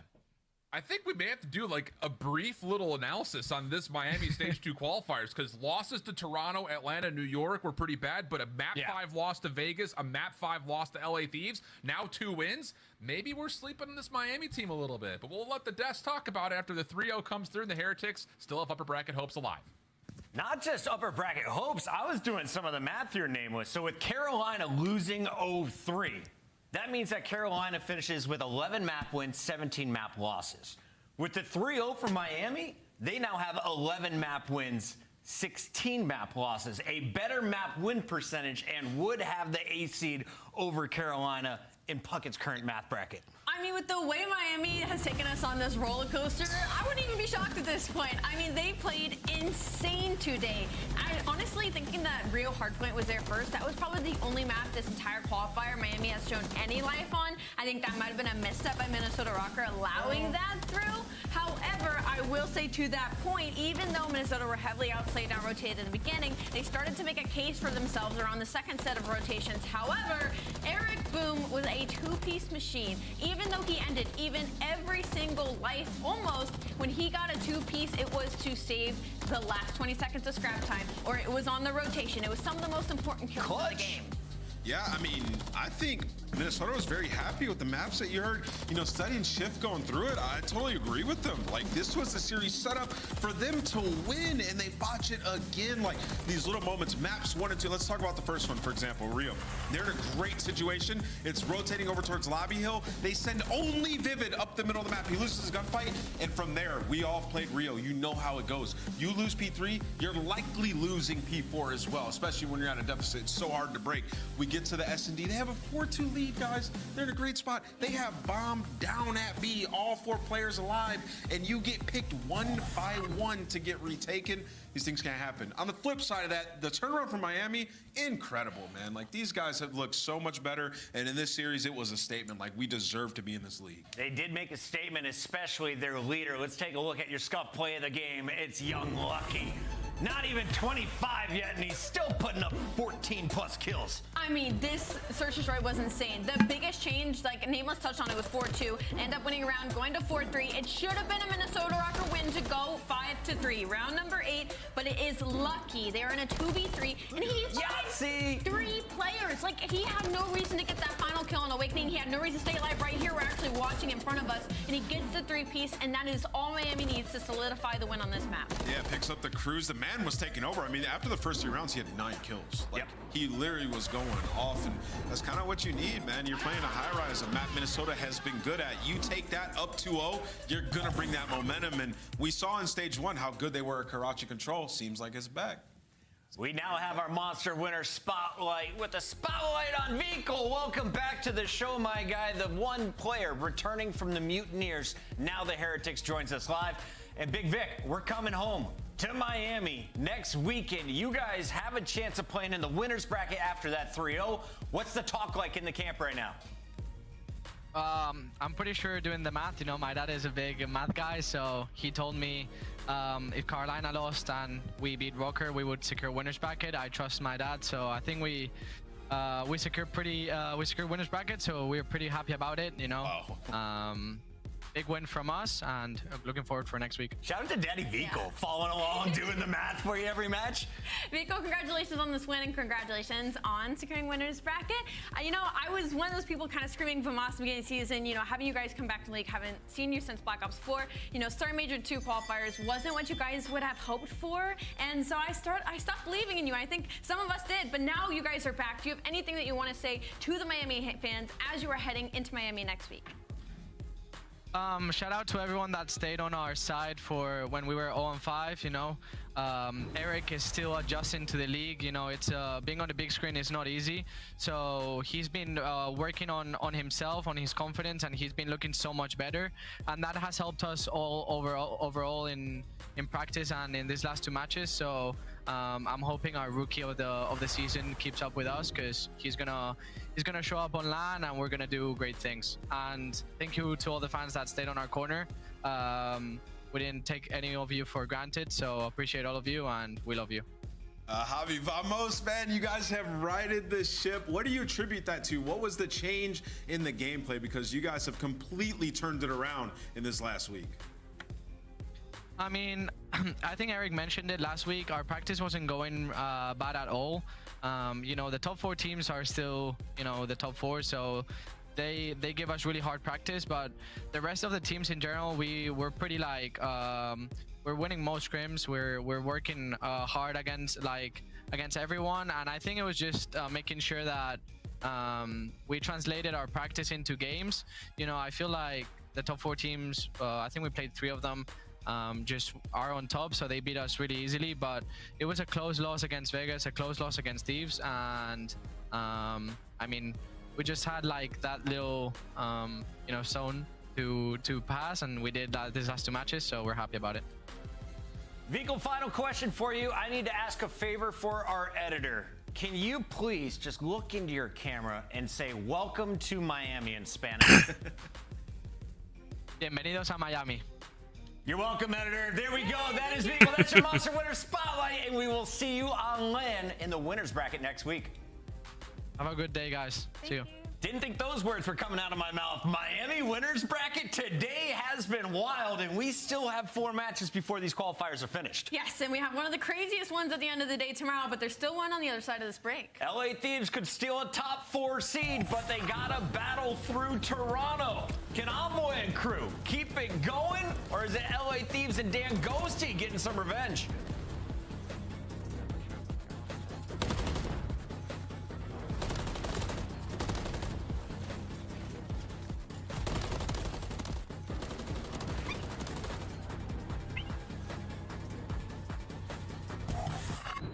Upgrade your game with the SCUF, the official controller of the Call of Duty League. Start the season strong with the Call of Duty League pack. Grab yourself the CDL operator, weapon blueprint, and so much more. Check out the Call of Duty store in-game now.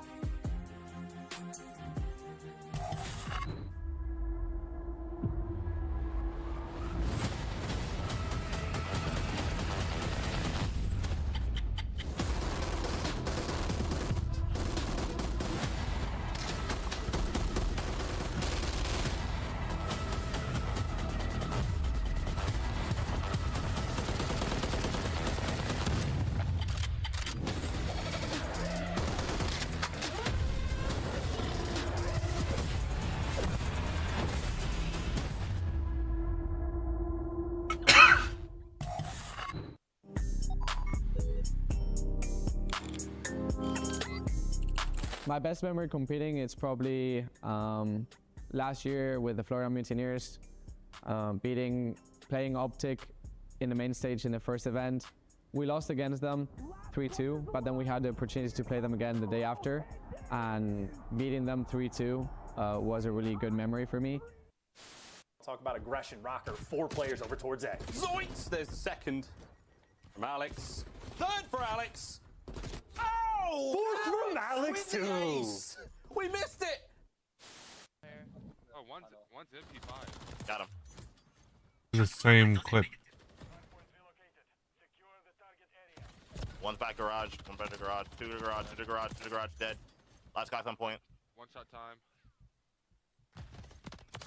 Got him.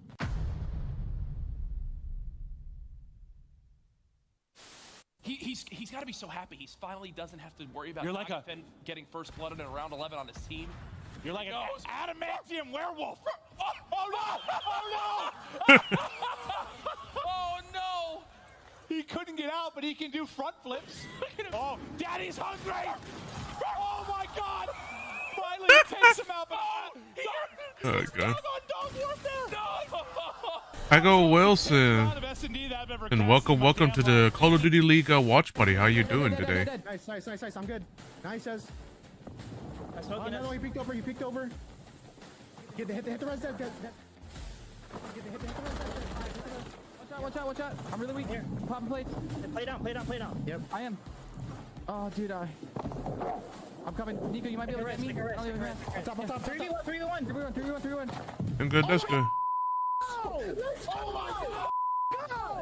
Holy shit! I was streaming. Well, I mean, I've obviously had the scoreboard right here. 3-0 so far. God, the sound quality. I mean, next up right now is going to be LA Thieves versus Toronto. This is, which I voted 3-0 for Toronto, so it's not that different. What the f? What the f? What the f? I'm getting like. I love when the news coming in on a day-to-day. Already know what's happening. I don't gotta shake the hay. Big moves, big stepper in the right direction. The trick continues. Every double use a psychedelic. I think they gon' need a minute.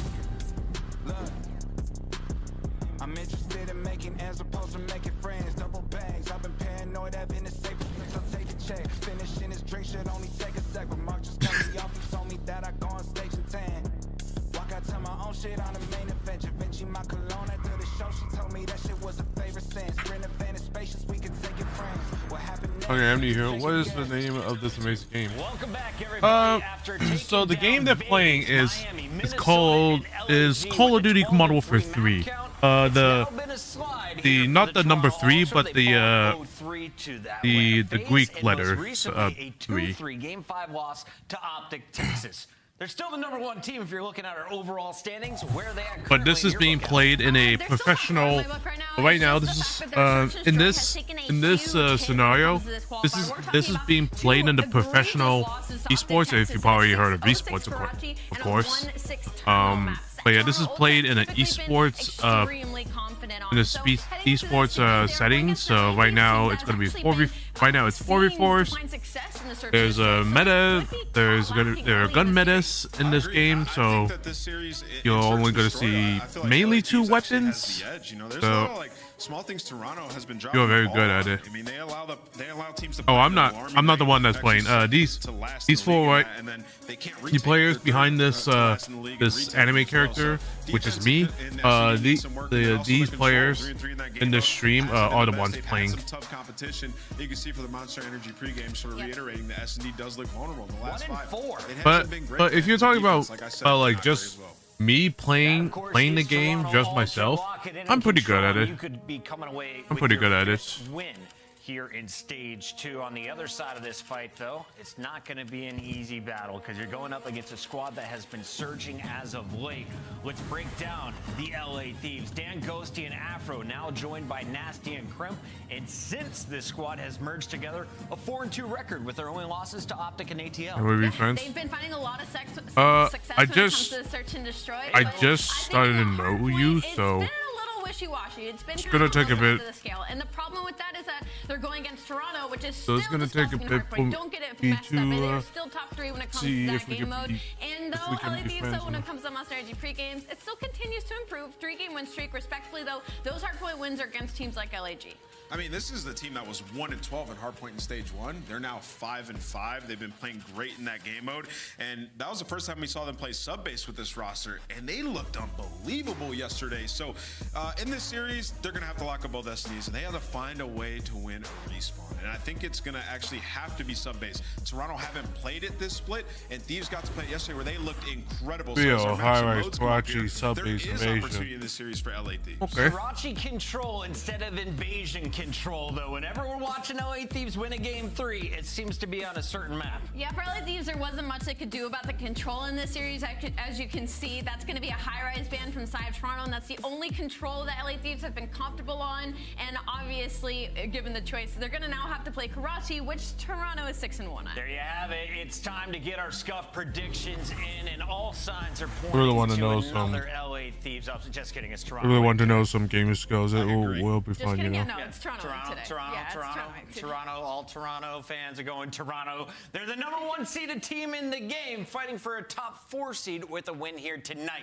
We'll find out if they can get it done. We got Miles back on the mic with Chance. Miles, you ready for this one?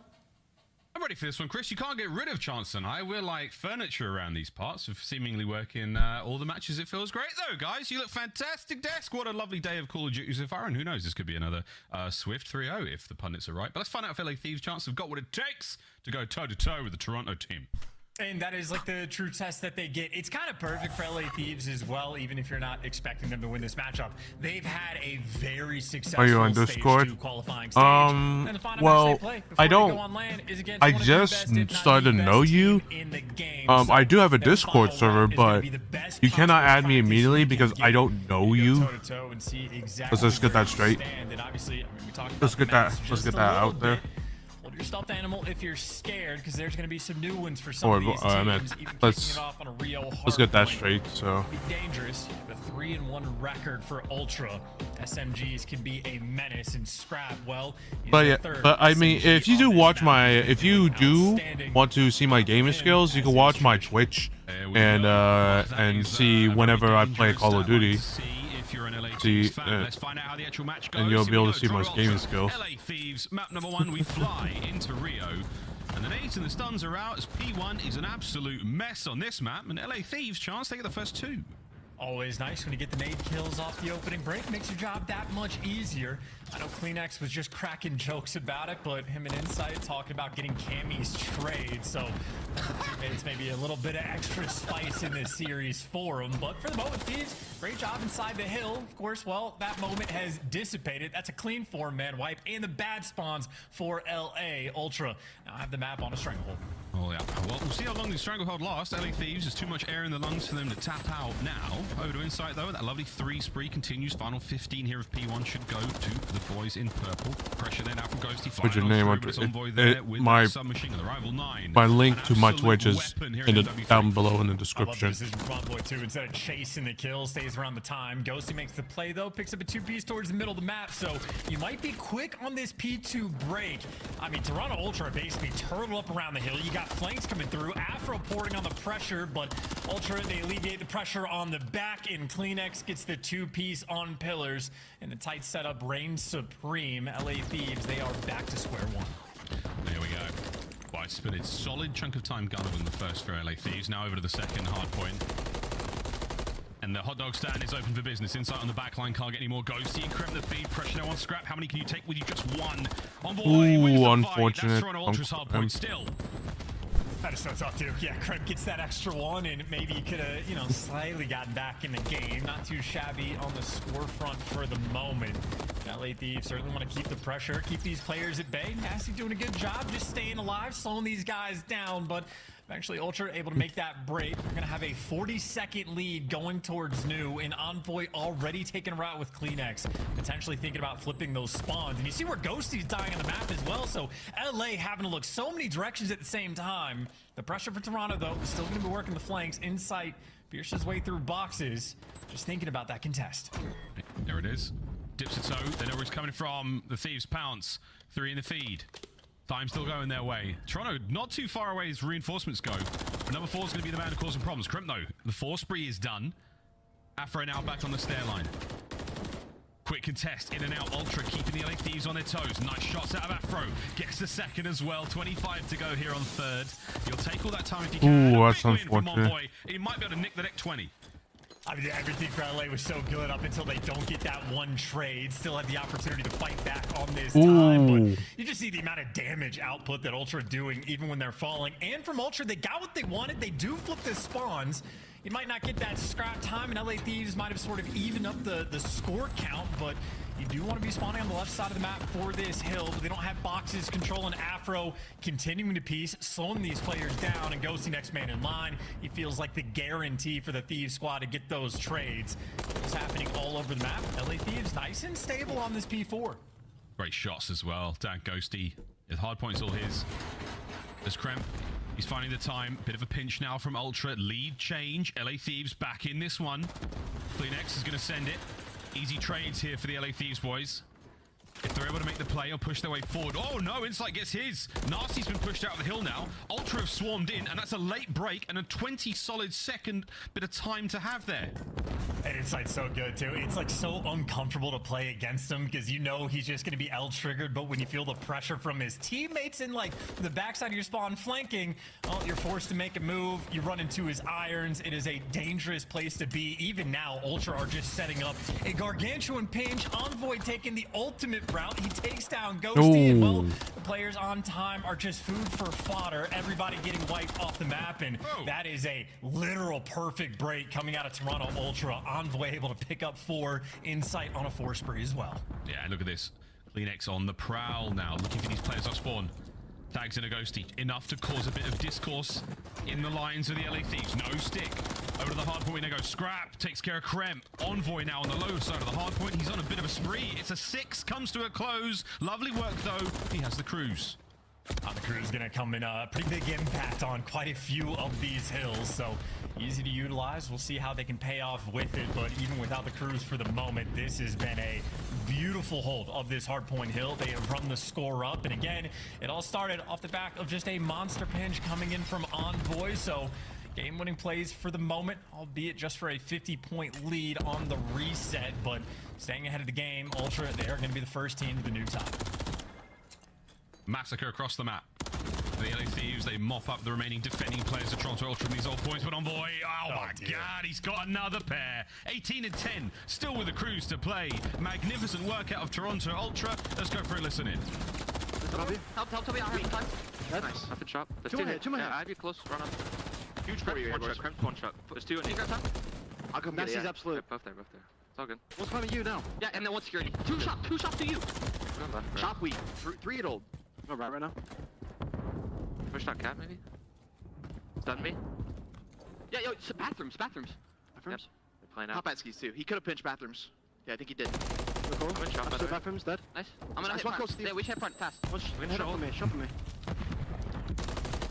Close, nice. I'm absolutely Last one on top of you. I'm just giving him up, bro. That's fine. Shoot spawning here. Calf now. Still not. Look at my deep pinch, just in case.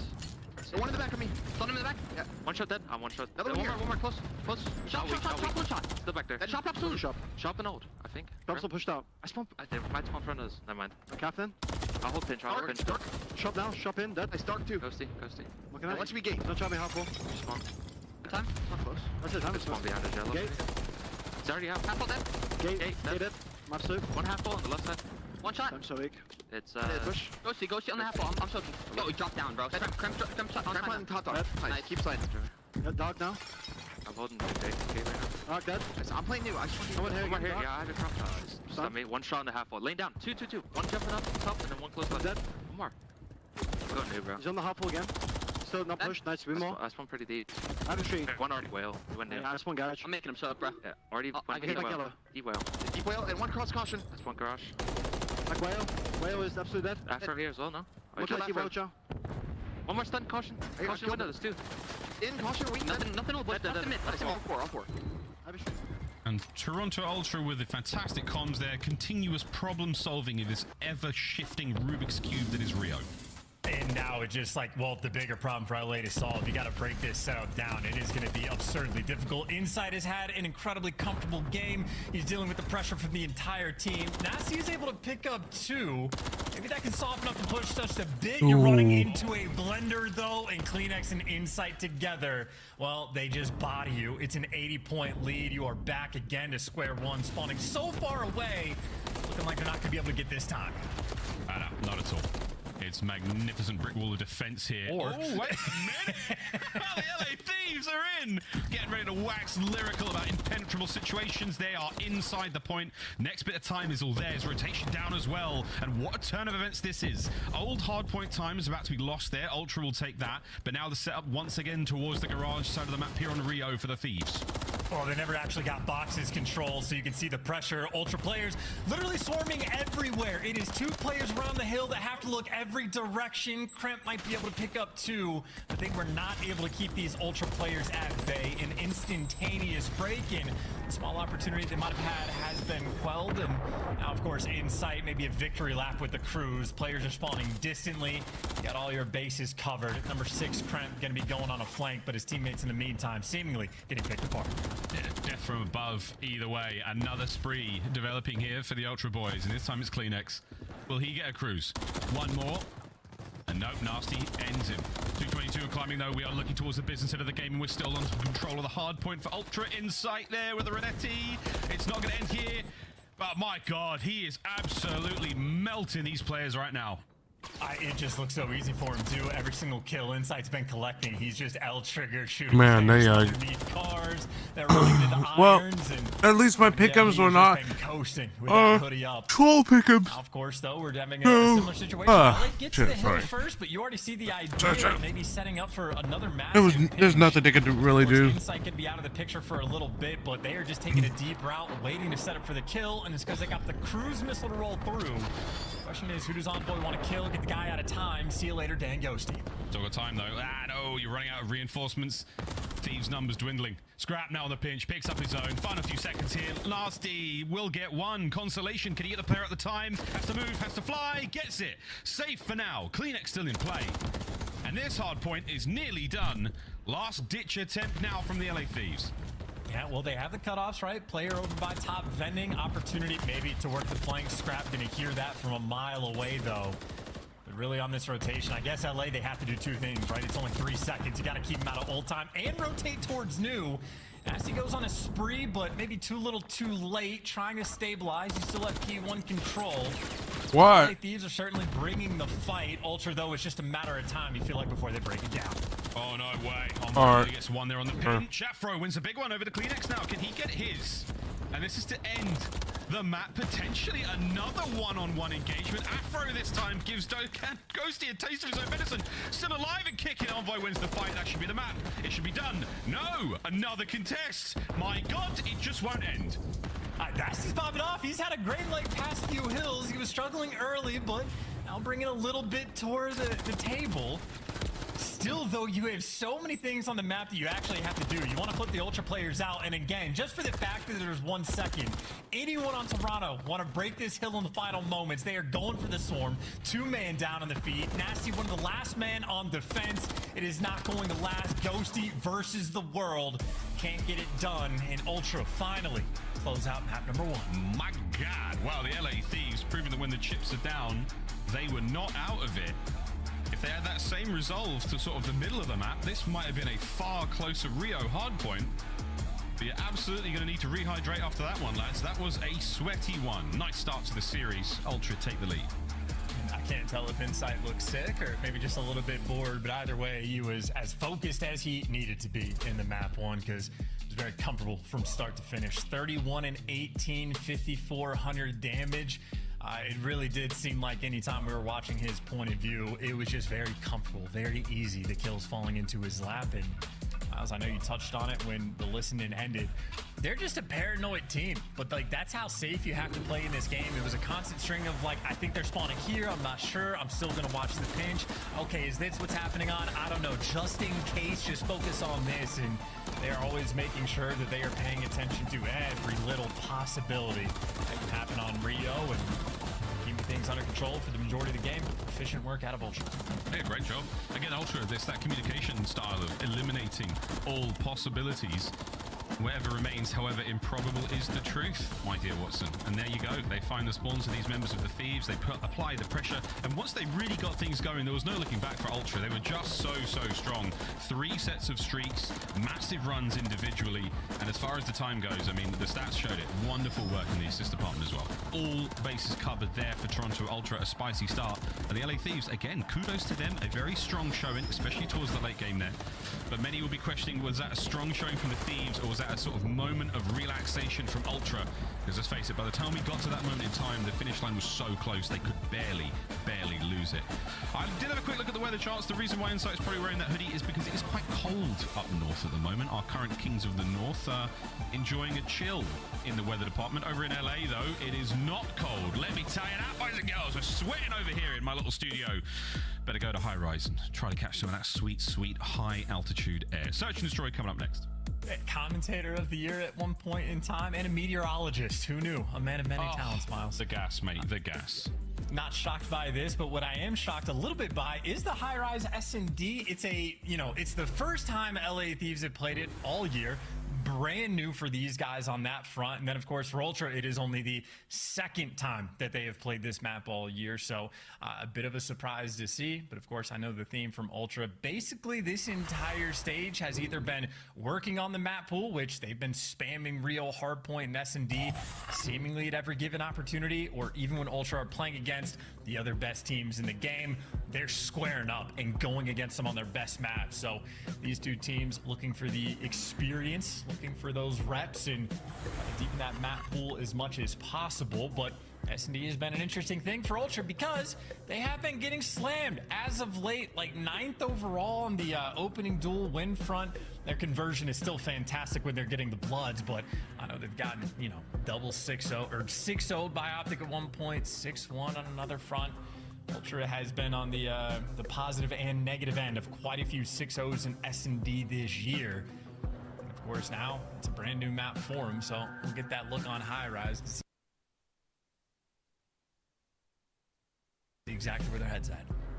Yeah, I mean, right now everyone's head seems pretty cool. It's an air of sort of calm but focused anxiety there for the LA Thieves. It has been a very difficult run of things as of recent. Either JCap or Shane there, just keeping the boys hydrated. Playing out of the Cash App compound here in Los Angeles. Can the LA Thieves turn around what has been a difficult season so far? Adding Crimp to the roster has definitely given them a nice sort of bump of firepower, as have Nasty. But is it enough to get the team together? Time is the only sort of thing they've really got now that they're running out of. That major is next week. There's no room for mistakes here. For Ultra, again, you have to see them coming into the tournament as an absolute clear-cut favorite. There is no doubt about it. Here we go, though. Fist bumps are done. It's time to get to high rise. This is a map that, I'm very curious as how Ultra is going to be playing it.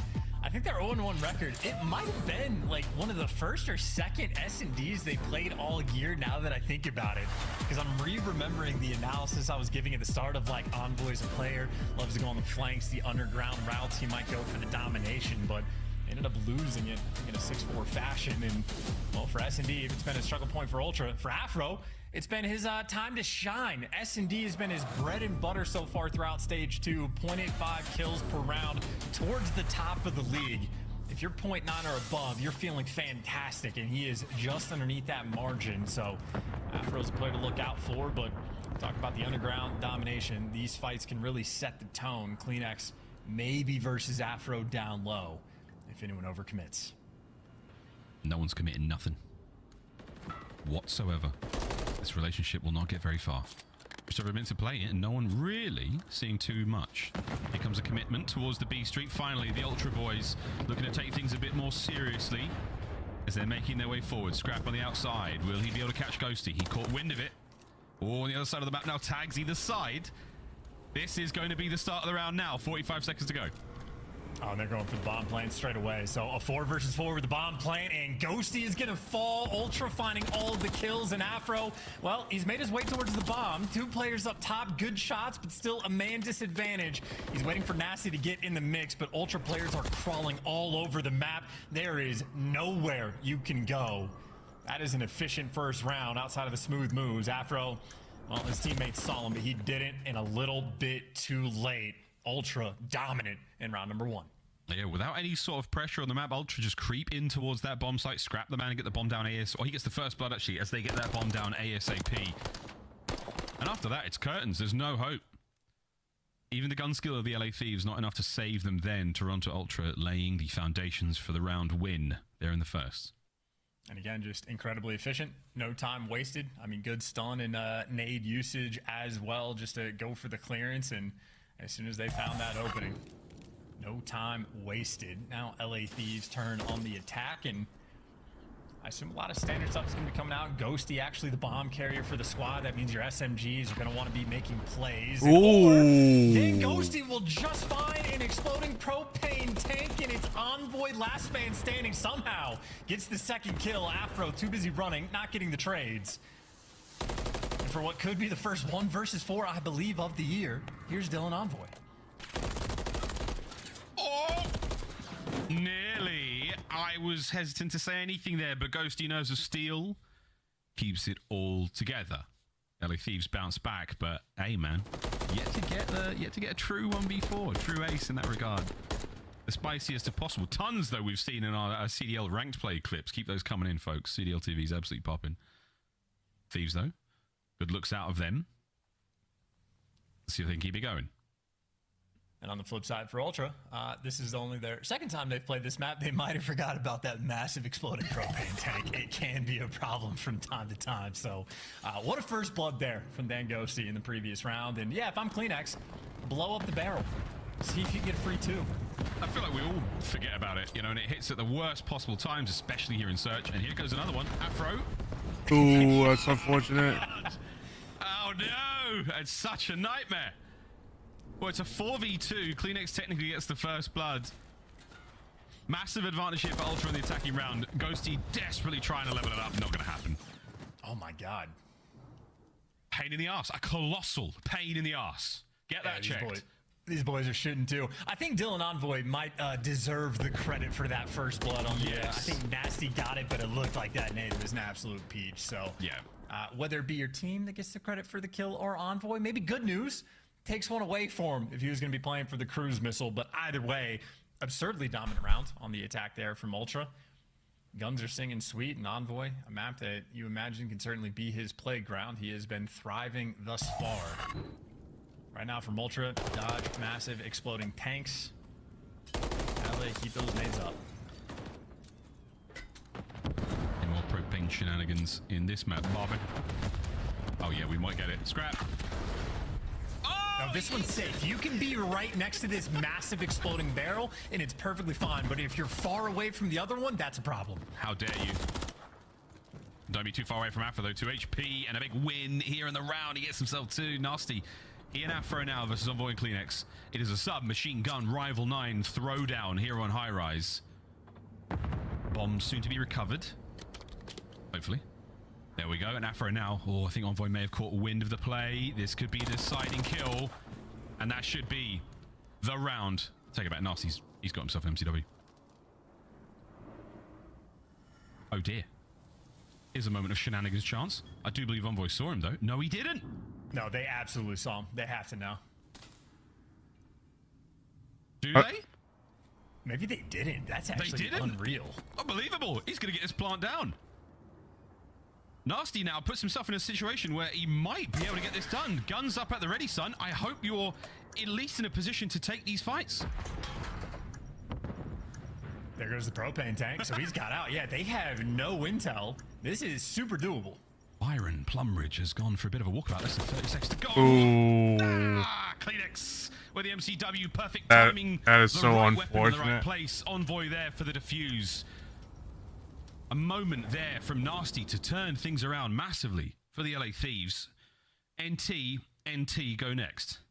Yeah, just maybe slightly less ready for that gunfight than Kleenex was. So even with no information, just checking everything. Fantastic centering, fantastic awareness. And I got to say, Nasty has some of the best player reactions. Anytime he dies, he is always snapping all the way back in his chair. But that is the difficulty of playing against a team like Toronto. Even when the odds sort of work out for you, 1v2 seeming like a near impossibility, even with Ultra struggles. Their conversion rate in these rounds, always fantastic when they get that man advantage. Yeah, they're learning very quickly about how to play high-rise S&D. Envoy with the mid-map coverage in case anyone gets a little bit antsy in mid and feels like taking that route. Perfect spread there across the map there from the Thieves boys on defense. Ultra stacking over towards A, waiting for a little bit of action. No fake smokes, no fake nades, just waiting for the gunny. Hello.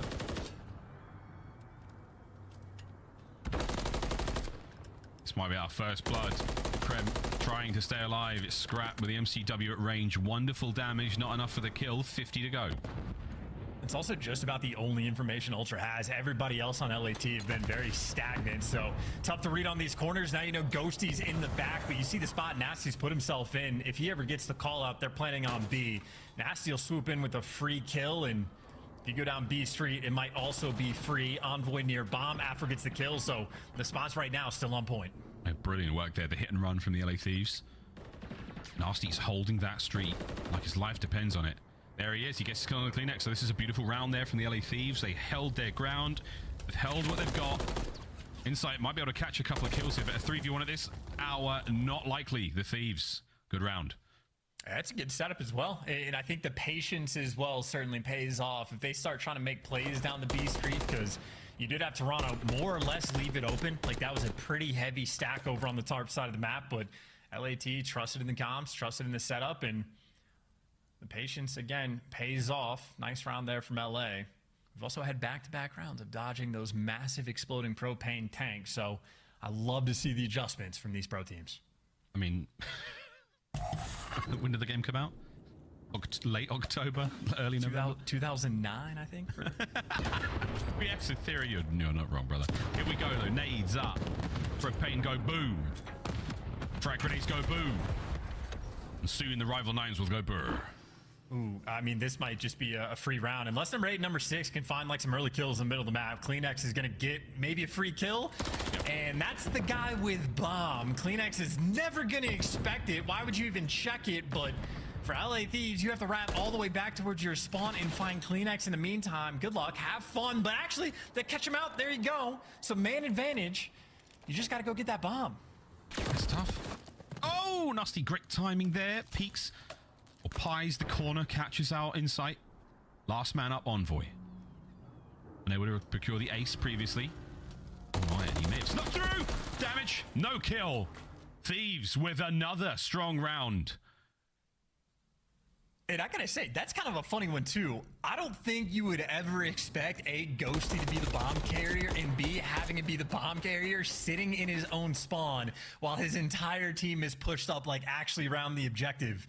I think if Kleenex was like heads up and privy to it, that would have been a free round from Ultra. Kleenex could have just sat in a corner in spawn, but that's sort of an unreadable moment there from LA. So playing mind games.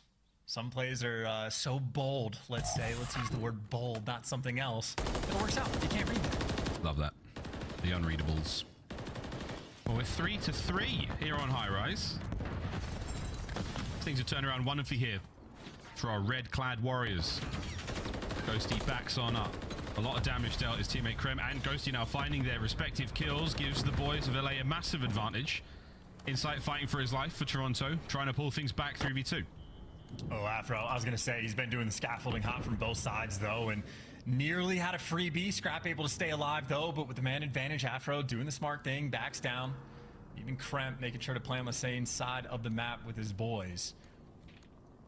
Of course, though, the B side of the map wide open, but LA Thieves, again, just roaming together, running into a lot of fire, though. Insight with the tag, Scrap there for the cleanup, and I think now the Ultra Boys know exactly where everybody on LA is, and if we didn't know before, they certainly do now. Scrap, even with the angle checks, that is an absurdly well-played 2 versus 3. That is teamwork and chemistry that is out of control. That is the nerd spots as well for Scrap, going for the checks to spot the players pushing through blue. It does not get better than that for a clutch. That's fantastic work out of Scrap. Take notes, folks, back home, whether it's the gunny or the hop checks, to make sure you know exactly where that player is going. Feeding that information rapidly to his teammates, allowing them to pick up the kill. Ultra with a magnificent bounce back. I'm enjoying this High Rise, by the way. A lot of fun. A lot of fun. It's been a good time. Yeah, I think it's LA Thieves honestly threw that. They kind of threw that round away, but it delivered for they got outgunned. Either way, Ultra 1 round advantage and the first blood. Scrap happy just to go for the challenge. Afro thinking about a scaffolding route again. In the meantime, though, his teammates cleared up the extra kills towards bomb. Does get traded out by a nice nade, and for a 2 versus 2. I think Afro he didn't get spotted. That's kind of insane. Oh no! Oh, Inzagani gets away with his life, and now Insight slows things right down. Not necessarily looking the wrong way, but trying to reposition and catch one of these players out. Oh, we saw Ghosty. But Ghosty also saw him. It's the gunny of the Thieves that prevails here, and they are starting to believe. I'm so cute. Am I crazy, or did Afro run directly in front of the Insight screen? And I didn't we have Codcasters, so it looked weird, but I think Insight just straight up didn't see him. But he did run directly across the center of his screen, did he not? He may have missed it. We'll have to go to VAR for that one. Yeah, that was ridiculous. But for now, possibly a slight error, a millisecond of a mistake has cost Ultra the round. And with that, we're back to 4-4. Nades up. Start the round with a bang. Well, trophy at least there from Ghosty just for the coverage. You see Krem being incredibly aggressive. Insight, I think, has him on the intel front, but Nasty's making moves. Ooh. Or Kremp, excuse me, working down the street. And this might just be a free kill for him. There you go, set up for the kill. It's that next one, and he got out. LA Thieves, 4 versus 2 man advantage. Afro, knees or shoulders. Tags. Looking for the reach out, but it's the coverage from his teammates again. The LA Thieves, the trust is there, the teamwork is there. They are toyed like a tiger right now. Massive advantage, and they're not giving it up whatsoever. St. Patrick's Day tomorrow, but an early celebration is not something you want to have in this round. Already Ultra clutch 1-2 versus 3, and this might be a 2 versus 4. Envoy gets traded. Kleenex, last man standing, 30 seconds to work with. Against Nasty and Ghosty. And if they're playing this distant, this is clutchable. It's not easy, but the possibility is there. They're expecting Kleenex to be schmoving, but he's not. He's running an MCW with a bomb planted. Here we go. Oh, he's got it all. Kleenex. Oh, dear. Couple of tags in. Now you know he's got to be down low. 35 to go. Here's the race. Kleenex does not look the right way. Oh, but Ghosty doesn't commit, and now it's nearly a 1v1. Send it. Kleenex tagged up. Thank God Ghosty didn't make the move when he did. He bought his team the time, and he bought them the round. Map point, LA Thieves. And that is, look, the start of the round, fantastic there from LA Thieves. Get the first blood, get Kremp up the B Street. They're making moves. It got dangerous, and I saw a look of disgust in Kleenex's face for Ghost to be flanking him from blue in that moment. But a well-played 2 versus 1, swarming the map, covering your teammate there for the trades. It was awkward, but it doesn't matter. You get the round win. And Nameless might have been correct. He did say he thinks LA Thieves might have a bit of an advantage in the S&Ds, 1 round away. And that might just prove to be true. And they're switching things up. This time Afro is grabbing the bomb. Makes sense to me. Yeah, he's a very mobile player. I think last time we saw Afro really run the bomb quite regularly was back in Vanguard. I could be wrong. Nasty says, get that paperwork out of my face. Get me that gunfight, but both teams being rather pensive. It's the man Afro, though, trying to move this bomb forward. They have to contend with the Kleenex doing the old Maven nipple balance. And Kleenex, you're in trouble. Are they going to check this? Krem checks it out. Afro gets the kill. First blood. Yeah, Kleenex had it. No one to help him there from underground. Envoy. Timing is perfect. I would go for the assassination, but he's going for all the kills. Great damage done. He's got out. Not for long enough, though. Goes to get a hunt him, and another man advantage from LA Thieves. This is for the map. This is for the map. To stay alive, man advantage. It's a pinch from the Ultra boys. Krem's going to get the plant. Insight holding firm. Scrap roaming the middle of the map. Here comes the engagement.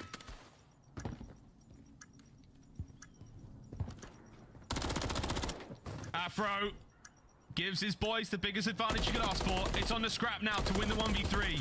Ooh. And it's not gonna happen. The Thieves with the edge in S&D.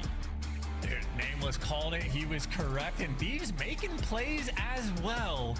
I know a lot of the clutch situations got a little bit spicy, but on the first blood front, these guys were on point and more like often than not getting active on the map. I mean, running it down, taking Well, it 1-1. pro, finding just the middle of the map to be effectively wide open, and maybe a little bit of luck on your side as well with the propane tanks in some of these early rounds. But that is fantastic execution for the first look there we have from Thieves on high rise. And I mean, credit the whole way around Dan Ghosty as his typical 10 kills, 2,200 damage. Kremp, I might not have found all the kills, but he just had 6 assists there in a search and destroy. So he was certainly active on the map, maybe administering some for his teammates. So those two completely on point, and I know Nasty brought it back as well. Starts off 0-4, finishes off much stronger. So credit for Thieves. They have forced it at least now to a map 4.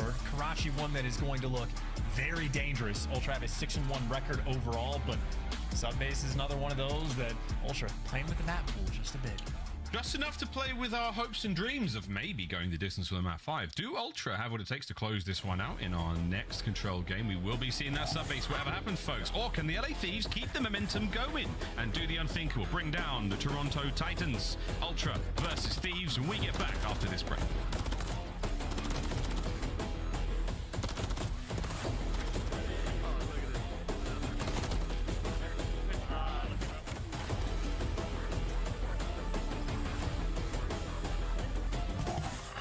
Upgrade your game with the Scuff, the official controller of the Call of Duty League. Slice up your competition with the Executive Chef Operator, now available in-game in the Call of Duty store.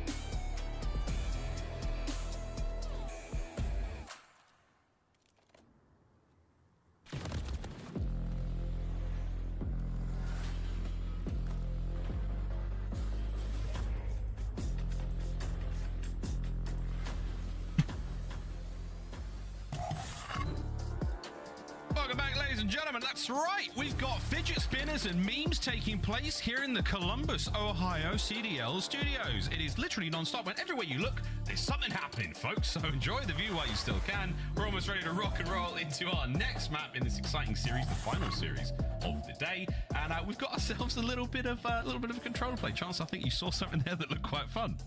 I was just trying to keep track of everything. There was so much going on. I didn't realize there was like a room in the front left of the shot as well. But there's a lot going on, including Major 2. Got to get your tickets. We're going to Miami very soon, just a week away now. And of course, we're going to be able to watch all of these wonderful teams in action. Just scan that QR code, maybe play some ranked, get the vibes flowing, ready to go. Absolutely. Well, that QR code will be available on screen for a moment longer. The Miami Heretics hosting Major 2, presented by Gamergy. Come on down and maybe meet your favorite pro player. They might sign something for you or kiss your firstborn. Whatever you want. They're all very friendly and very accommodating. Best to catch them after a win, though. That's when they're really at their best. Here we go, though, folks. We find out who's best at this next map and mode in this exciting series. Toronto Ultra taking on the LA Thieves. We're going to Karachi, and we're playing Control. And no Well, second-borns. No love to this the one's younger gonna be siblings. I'll remember that. But I was the first ball. Say, brother, here we go. But I still think that Toronto's gonna Monster energy fountain from now on, I think, of this map. Should we do that, John? kick their ass. I think the firstborn on this map, though, might have been Toronto Ultra. A 6-1 Yeah, 6-1. record overall. They've been fantastic. Offensive end, defensive end, it does not matter. These guys, absolute class. LA Thieves, certainly a tall task ahead of them, including off the opening break. The nades on point already, slowing this push down. Slowing things right down to a snail's pace. Into the zone we crawl, and it's Ghosty with man first in there. Whoa, he reads Kleenex, and Kleenex absolutely eviscerates him. Nice shot from Afro. Marcus Reed, the West Midlands finest with a multi-kill.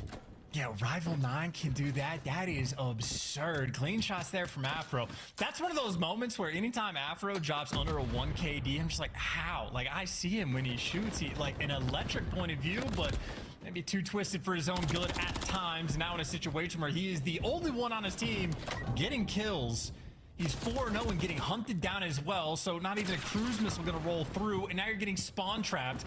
A lot of teams, or a lot of players in length, like to push out Coop's side of the map and actually give the other team good spawns. Toronto Ultra, though, they know how to play Envoy and Junk. They are putting them in the absolute blender trap. Kremp clearly stretched before today's match because he's throwing shoulders like no other over there by the archway. Long defensive lineup here, only a single segment gone. Here comes the play. Kleenex, the trades are absolutely perfect as the white and purple kill feed will soon dissipate, but that's a lovely bit of time now garnered. You're looking to close out the A zone. Kleenex now flying forward, Afro. No, not needed. Envoy with the nade. Final 30 seconds here, and Ultra take the round. Yeah, I love the patience as well. I mean, you just have Kleenex set up for the flank, but instead of just dive bombing the guy that's on A, slowly going for the capture, Kleenex plays for the power positions, gets the 2 pieces. Well, easy reads for him. There's a 4 spree, and the only man stopping the clock is Ghosty over towards B, but he is completely by himself. His team, in the meantime, they have to get to this A zone. These Ghosty, it's only a matter of time before he falls. There's the cleanup. He dragged 2 players back to him, though. Is it going to be enough to actually get this team the point? It might not look like it. Ultra still are keeping him off of it. Oh my word. On a 5. They line up. It should be enough time to get on there. No, Scrap stops them. No one close. Actually, really close. Oh my word. Just the outside of the zone, but not able to dip a finger at Pinky into the A zone to stop the clock. Ultra, a very strong defensive round. Only 2 segments gained. I mean, that's a round of near perfection. Almost every decision that they made on the map completely on point. LA Thieves might have actually gotten out of like the blender spawn trap, but again, you're down on lives and you were just so far down on time that it doesn't make a difference. Also a great decision by Ultra, at least doubled Chow Ghosty when he's solo capping over on the B zone to make sure that no funny business happened. So completely on point in round number 1, and Kremp and Nasty 2 and 12 combined. Not a fun start. It's Ultra, well, they've safely made it to the A zone on the opening break. Yeah, 2 of them have. This is going to be a fast capture. First segment on its way out. They're halfway towards the bit of work that the Thieves in the first round. Oh no! Oh no! Afro unable to get any of those players out of the zone. So now the second segment is gone. Ghosty may find a 2-piece, but you've already tied the effort that the LA Thieves made in the opening round. Ultra looking strong. This is going to be 2 minutes and 20 on the game clock. That is absolutely delightful help from Envoy as well, protecting his teammate in the time, pushes out a cut, says nobody's there. I'll go back and play the objective. So decision making still on point. Insight has found himself in a very precarious situation, but almost the unreadable. I don't know the last time LA Thieves have actually spotted this player out, but as the kills are flowing their way, Insight, it's just about the timing going towards the back alley. Is the timing right? Yes, it is. AD doesn't take a bullet. And now for LA Thieves, good luck trying to break this one down. You go over the dumpster, you're going to have a bad time dealing with Insight. You go through mid. Well, here's Scrap. Oh, no. Right, Scrap dealt with. Insight, last man alive on this side of the map, and the pressure is now on. Can he hold these players back? Nope, not a hope in hell. Now Envoy cutting the players through the middle, and that's going to be a nice bit of time burnt. That minute gain from the A zone is soon to be gone with a minute 30 to play on the clock. Ooh, interesting moves, but not quite able to get away. LA Thieves doing a nice job on the hunt to get these trades. Scrap gets traded out in long alley. Boy gets traded out top red, and now it's just about trying to set up that spawn trap, but patient play from Ultra. Kleenex might have found the move to get behind enemy lines. Everybody else up towards red, but here's at least his first free kill. And now from LA, you broke this down once, but now you got to get past this dumpster again. Yeah. That's not very nice to call Kleenex a dumpster. He's absolutely dumping a truck on these boys. 10-6 with the minute on the game clock. Now pause. The B zone slowly captured. Ultra starting to fly on the offense. Damaging a Ghosty. This could well be it. Double stack as well. All the kills flowing their way. No one trying to deal with the dumpster. And good pressure maybe from Massey up top, but he gets traded. Afro didn't shoot back. He ran into a double chow. It is the funnel system. It is the final moment of this round. Yeah, there's no way in hell that LSUs are going to be able to win an attack back straight away. And again, it is just perfect decision making. It is as soon as a single player gets the right timing to get towards that back alley, it is suffocating how on point these guys can be. Yeah, that was the absolute perfect execution of the B zone attack there. And Kleenex playing with patience and incredible trust in his teammates that I've got my position. I'm cutting off a single lane of reinforcements. You guys find your kills, find your positioning on the map. And when we're all ready, we'll capture the B zone together. That's exactly what happens in Toronto Ultra. Another decisive round so far in Karachi. Yeah, really good feel for the timing as well, right? Kleenex is looking at the dumpster. Nobody's there. Okay, long alley. Nobody's there. And eventually he just like isolates the final player coming through like tickets. So their internal clock right now also on point. A B zone attack though. Insight, freebie kill number 1. Kremtho, nice trades. Now you get some back alley pressure up. Of course, though, not quite able to deliver. Nasty going to be forced to make the play, but Kleenex already just being annoying, going for the flanks. The coordination is there. Another opening break, absolutely stuffed. Ultra, as is tradition, completely on point. Yeah, this is the more sort of, well, not as too similar to the opening round we saw. The massive defensive work that only saw the LA Thieves get 2 segments on A. A, the zone that typically falls the first. This time round, Insight playing incredibly patiently. One more moment, allowing Envoy to get into the fray. Oh my god, Afro deleted. 1 segment down. Kremp now in trouble. Dylan Hannon, 15 and 8 on a 4 spree. And look how quick he is, by the way, to like run back over towards Junk. Same thing with Kleenex number 4, just to make sure you're blocking those close spawns, even when you get that 3-man wipe. So he might have ran into death, but the idea is there. Now Kleenex might have found the timing. He sees the players up top, goes for the objective first, and now he's team shotting with his boys. Make sure you kill the guy top 3rd. Try to get out of dodge. And again, right back to making sure that you are blocking that spawn to keep B nice and secure. Ultra, down to the details. They are doing everything right. It's really outstanding teamwork. You are not dealing with a single member of the Ultra lineup at any moment. They're an amorphous blob. They are completely covering all angles at all times. And this might be enough, though. The LA Thieves, they've caught them in a brief moment of weakness. Is this enough to get in? No. You've let Scrap through. No. Ghosty. Oh, wins a big pair. 17 and 10 and streaks. We're going to B. Yeah, put this man in Yellowstone. He is old faithful for the squad. He has 18 kills. 2 of his teammates don't have that combined, and it did pick 82. They can't get to 18. And Ghosty, criminal performance for the moment. He is letting it ride. That's an 8 spree. He's in the back alley. He has a little bit of help from Afro as well. But 2 gunfights to still have to win on the front line. Ghosty finally gets shut down. At least Afro there for the trades. But here's number 2, and Insight, an easy one for him. LA Thieves not quite able to set up those kills in the same way. Thieves, though, still plenty of presence on the map so far. And Ghosty still with the streaks, able to maybe soften up one of the two of these more powerful positions. Scrap those, asserts dominance from top of AC. Krem, nice bit of work with Afro. The back line, oh, not enough HP. Kleenex kills them both. Nasty through the front, dealt with. That might be it. The streaks, oh dear, is it enough? Fly forward, LA Thieves, fly. These are the final moments of the map. And you got players in rack corners as well, playing the guarantees, and Kleenex, so annoying to deal with, chopping you down along the way, the extra bit of damage done, and nowhere you can go. The hottest of 3-0s on Karachi. There was a blistering moment there from Ghosty, but outside of that, it was not even close. Oh, the Thieves have been stunned there in control. The Search and Destroy was a delight to watch. That one was all ultra from start to finish. My good God. But 2-1 here in our series. We're going to sub-base. Dress appropriately, friends. This one should be an absolute banger. We'll take a quick look at the stats as this series continues, Chance, but that one was all ultra. I mean, that's just a prime example. I mean, you could read the stats. Envoy, 20 kills, absolutely fantastic performance. The SMG is having an absolute field day, but like, it was just the efficiency of like, that is a clear-cut example of all 4 players being on the exact same page at any given time, to the point where every reaction was on point. I think in that final round, Kleenex might have just ran a circle from like middle map towards like top red through junk and then going through that like mid alley flank. He did that like 3 separate times on the exact same life. Again, they are making sure they are always blocking the right spawns at the right time. Incredibly efficient work, and certainly a team to be learned from on any given map, but especially Karachi Control. That was destruction. Yeah, really. Back to that Kleenex play that really helped the boys win that attacking round. Massive work. That was that second. The third round again.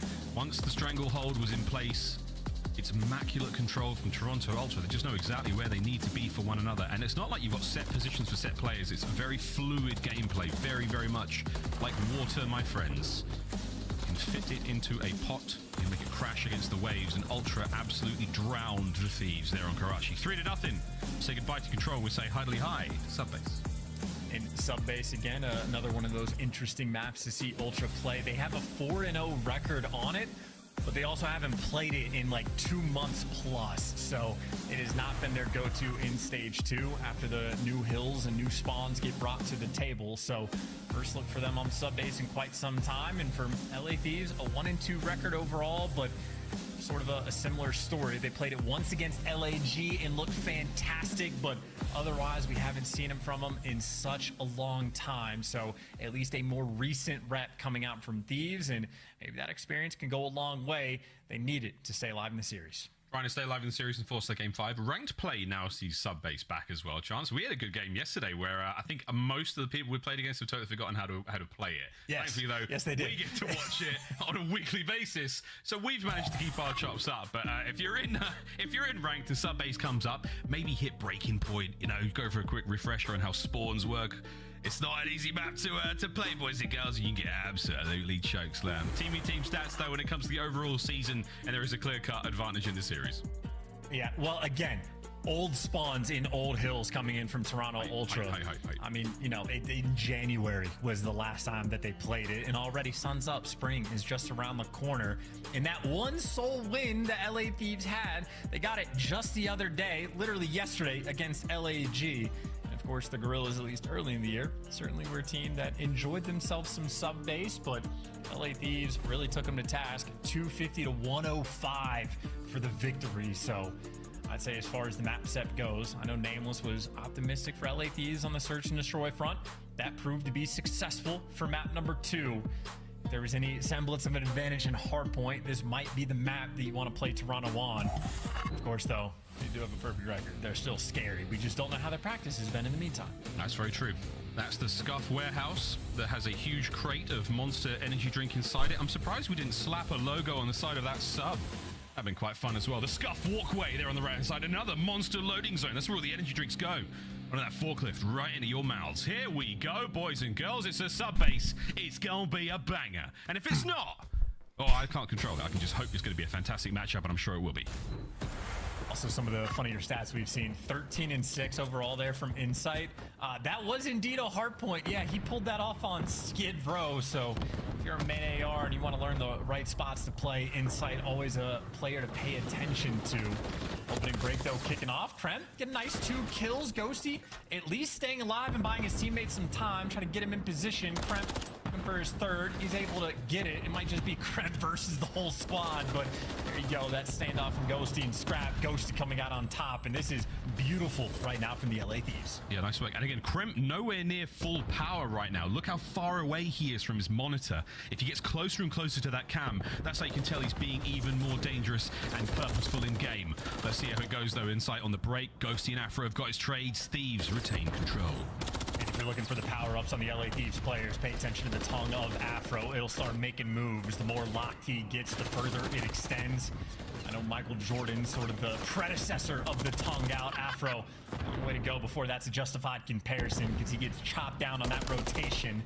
LA Thieves might look beautiful on the first hill, but Ultra, complete map control they right now have on P2. Scrap is pushed so far up, he's almost guaranteed a free kill or 2. Yeah, indeed. Well, P2's up. Afro trying to get out. Can't get out. Scrap's there for the 3. 35 to go. This might be a perfect 60. Krem cut down again. It's Scrap on a 4 spree now. 6 and 2 overall. Nasty in the middle of the map. Toast. Perfect awareness up from Scrap. Can he get the damage? So much pain. So much suffering. No kills. He also has a trophy, doesn't need it. All those like nades and stuns, I think, just get ended up like chucked out the back window as well. So the arm strength on the LA players, pretty absurd. And well, maybe more absurdities. They need to hunt Envoy down, and they are successful. That is good reads and a big moment to make sure you stabilize this game. You virtually got full 16 on the P2, but sort of a similar situation. Nasty's pushed up in prime position to be the cutoff man right now, slowing these Ultra players down. So while he's doing this, that's a free death. He's on point. His teammates now know all guns forward. Of course, somehow they're losing a few of these gunfights and getting out of the time, and maybe a slightly painful moment. Ultra putting the pressure on. I mean, damage is one thing, get the kills is another. Forward you go. Taking care of business on the inside of the tunnel. That's all the members of Ultra away for now. Ghosty pushing the front line forward. Afro driving the spear in. Create some space, create some time. Keep running up that score. There's the lead change. And you see again, Krem, just good information he's getting even before he falls. That is, again, not quite a full 60, but pretty close to it. So a very strong hill there for Thieves. Of course, though, it is going to be a hike across the map. It is devastating. You really get one good attempt to try to break this sub-base, or the sub-hill down, rather. Right now for Thieves, only one player pushed up on the map. Doesn't get very far. Kremp, maybe the next player in line, because Insight's going to be looking for him. One good attempt to break the dry dock hill. Good luck, have fun. Something is all it takes to get the point and flip them spawns. And good luck when Insight's got the Renetti in hand behind you. I will not be singing anymore in today's series. Nasty with a nice 2. Going forward, but those spawns, my God, they're very, very close to the hard point. Guns will be at the ready for Ultra, so the approach here from the Thieves, very tough chance. Yeah, very tough indeed. Again, you lose just that first, like, opening salvo gunfights, and much like a flock of seagulls, you are just so far away. Easy trades there from Ultra. At least Nasty gets the one guy at a time, though, so that is a gunfight that strips away maybe an extra 7 or 8 seconds, and if this map goes down to the wire, little moments like that can absolutely pay off. Kleenex doesn't care about fall damage, but he is 1 kill away from a cruise missile. He wants to play guaranteed. Here it is. Oh. That trophy's going to help. Unless it's just outside of the effective range. And out the nades there, Envoy steals it. Bye-bye trophy. Hello to the new hardpoint. Thieves being kept at bay. And Kleenex still desperate for that cruise. Maneuvering around, but this timing should work out. If he turns, he's in a sweet spot. His boys have got control of the hill. Envoy and Insight finding the kills in the feed. Good looks, Ultra. You just see how easy it is to be Kleenex at this moment. His team is just killing everything. He's waiting for a freebie, but right now it's just too much work being put on the rest of the Toronto Ultra players. Now he's finally forced to back down, but you have Kleenex in a situation. He hasn't taken a gunfight in 45 seconds, and his team is still getting every second of time. I mean, we're at the point where the cruise missile almost doesn't matter. Finally, LA Thieves get the break, but yeah, it's a 50-point game. We're staying on Kleenex until he gets the streaks, and if he doesn't, he'll be wildly disappointing. Ah! No those streaks. No problem, though. The Ultra still have the lead. Honestly, dropping for that. How do you not get the cruise missile in that moment? It is unreal. But no, LA Thieves maybe back to the bread and butter. P1 is a hill they've had a great deal of success. Scrap, though, doesn't care about that. Just jumps right to the point, gets the trophy down, and now in a moment where I think only Ghosty behind enemy lines, maybe to make things awkward, but Kleenex, well, now he shows up in the kill feed, gets the read, and this is a painful moment right now from LA because they got full 60 on last P2, and they do not have any map control in this rotation. Nope. Here's the hit from Kleenex. Yeah, he's feeling a little more confident now that he's not sort of second-guessing decisions. Or his teammates also cleaning everything up either side of him, so it's still a very solid outing from the entirety of the roster. And you walk past Ghosty, you've double backed on it. Good job, Kleenex. Any more here? Whoa, swaps to the Pistola. Doesn't manage to get any more out of it, and Scrap now soaking up the time. Final 10. And just like we saw in the first set, Chance Ultra, the P1 to P2 is very, very good. Yeah, you can see no one on LA Thieves able to make the break and get behind enemy lines. Afro, the only player that could have had the opportunity, gets slammed immediately. Ultra keeping everything under control. And if you are in this situation where you have number 3 Insight blocking the spawns and you have Roamer's top glass, I mean, this is hopeless. Yeah, this is absolute devastation. This is prescient gameplay from Toronto Ultra. They are in it. They are living it. 5. Nearly a 6 now. Oh no, every time you sort of call them out, they're gone. Ultra are flowing. Look at the damage dealt. You're never dealing with one member at a time. You are always being tagged. Oh, Afro, what in the sugar was that? Was that a rival? What a tag that was. Yeah, Afro built different, but again, you were pointing out correctly, by the way, that was every single kill being team shot, it seemed like, for Afro like and 60-second span. Not in the blender at the moment. So unfortunate. Like top glass. Now you're just jumping into death. Nothing you can do. Insight for 3 up top, and now they finally flip the spawns at the worst possible time. Ultra, again, playing this map almost flawlessly. Absolutely delightful. Delightful work from Toronto Ultra. 25 for the win. It's going to take 25 seconds to get across sub-base right now for the LA Thieves. Scrap knows that. He's moving forward. Oh, you've abandoned the hard point for a moment here, lads. Nasty. He knows what's up. Trying to get himself a kill or 2 in the back line. Nice work. You're in. Get out of it. Trophy. I got one of my own. Can Insight now make the approach as the shoe's on the other foot now for the Thieves. Gonna have to pop off and get a big double kill, potentially able to deliver the first, but it's the nades and the lack of trophies that are going to cost you towards the end. LA Thieves, though, do fight out of this. They do get that break in a big moment as well. That's the good news. The bad news is you are still down 100 points and you are rotating towards the depths of time where Insight is already posted up, ready to go. So they're going to have to get back-to-back breaks in a near impossible situation. Good luck, lads. Here we go. The Thieves now trying to find their way forward. Crimp and Afro struggling somewhat. Continuing to struggle. Ghosty will find the trade. We're under the point. Here we go. The cleanup. And once again, it's a late game resurgence. But wait, Dylan Hannon. Oh my word. In and out.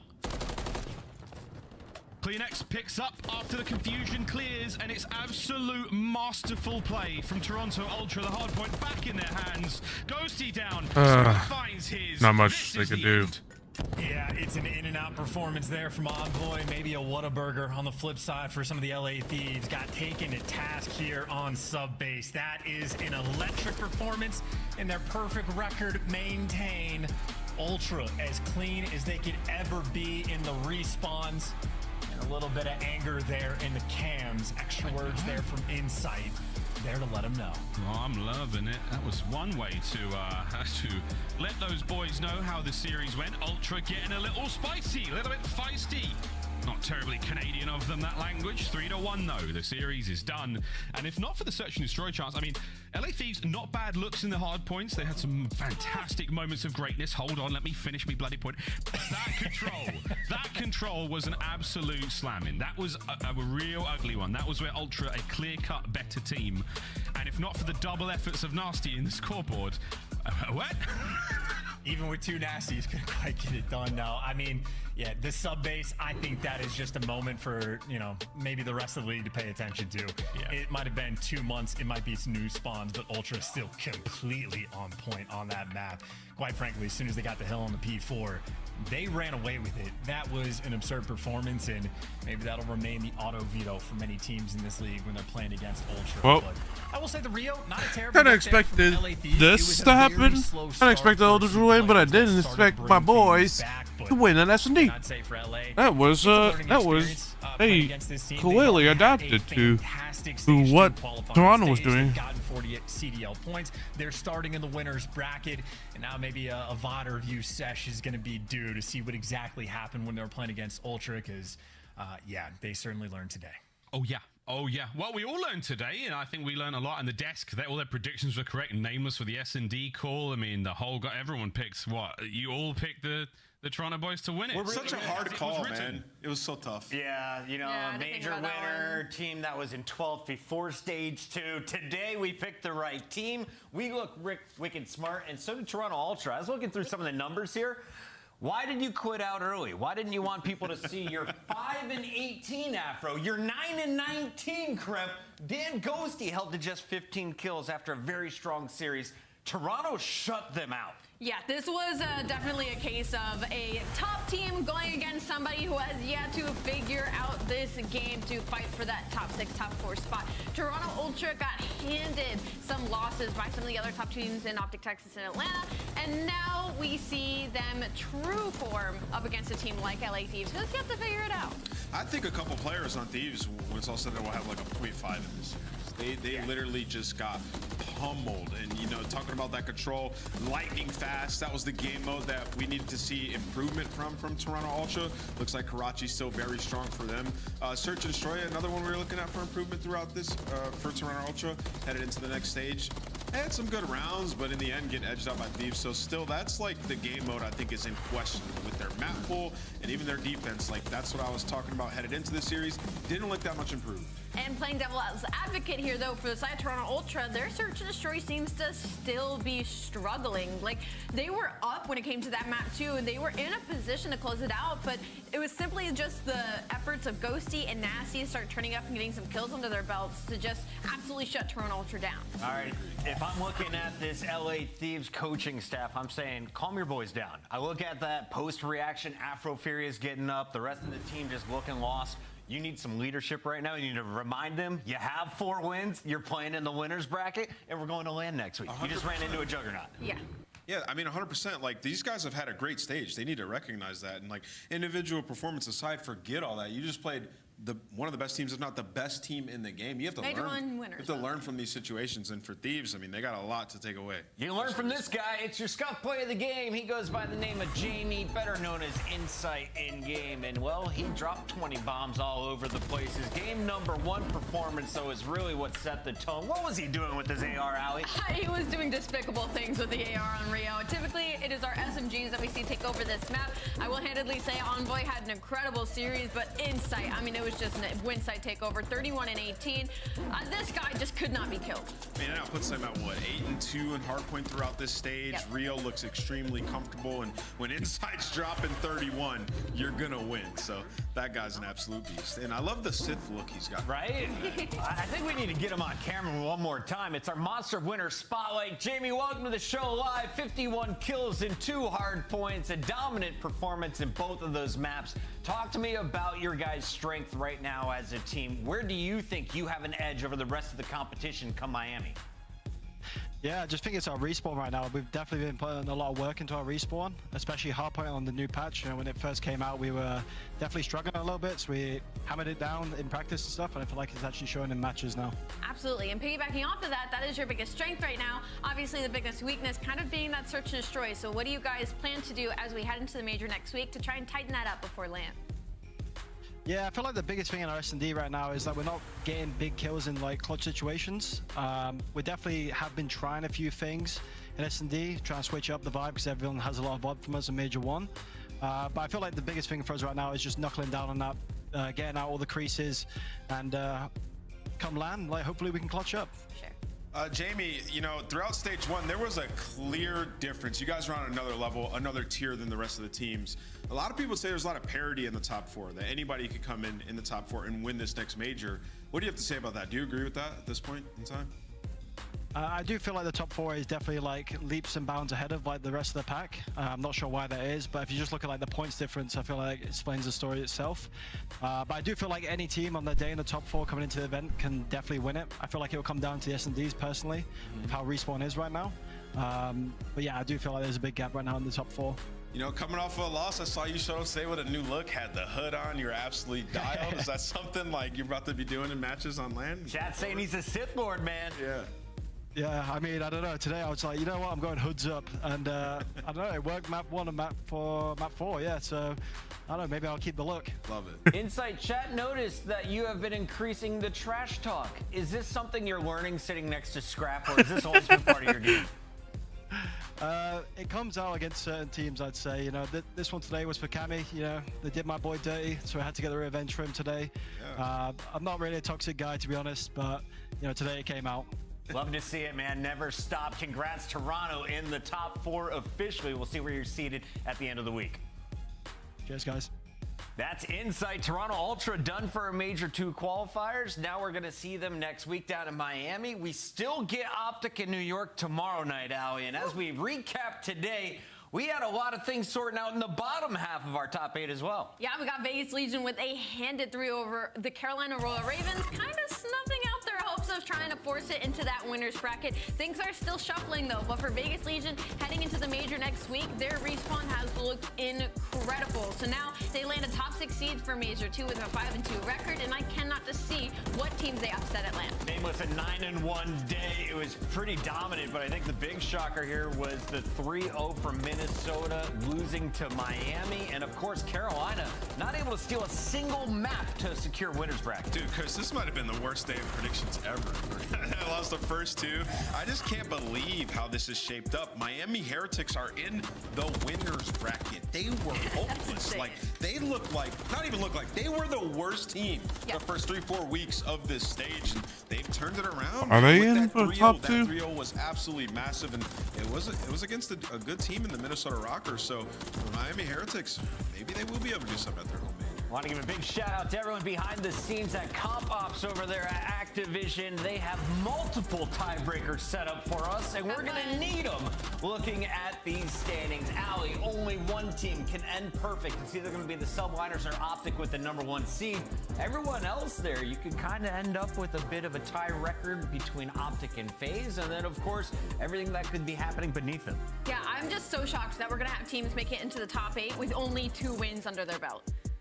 Boston still has a chance to lock in their top 8. They play Surge tomorrow. Man, still has a very look at good this chance shit. of breaking in. Like, Remember, though, all 12 you got teams 4, are 5, going 5, down to 5, Miami, 5, and you 6, can 6, join us live. and then everyone We'll else is see you like in 2 Florida something. next week, and all you gotta do is It's scan that QR code. crazy And join us at how the Miami Heretics Major 2 tournament presented by Gamergy.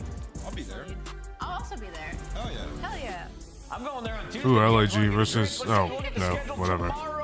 Boston Surge, that's interesting. Optic Subliner, that's just going to be a tiebreaker. I do hope that Optic wins, but Subliners may have a bit of an edge, so we're going to have to see what happens. Twitter right now. Let me know who you have. Is it Optic with the #1 seed, or is it New York Subliners going in with the #1 seed? We'll give you our answer tomorrow, 2:45 Eastern. We'll see you then.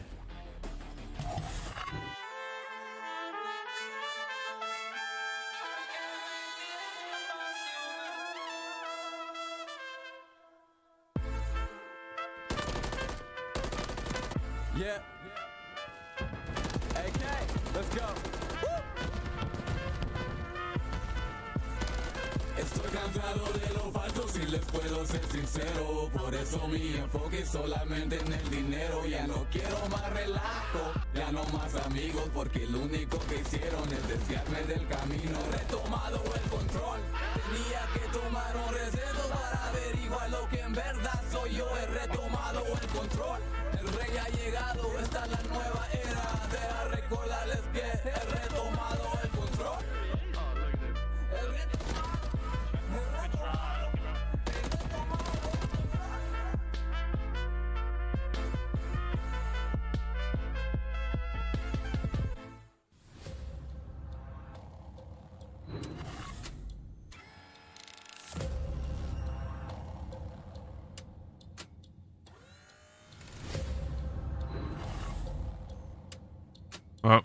that's gonna be it for today, everyone. Thank you all so much for coming.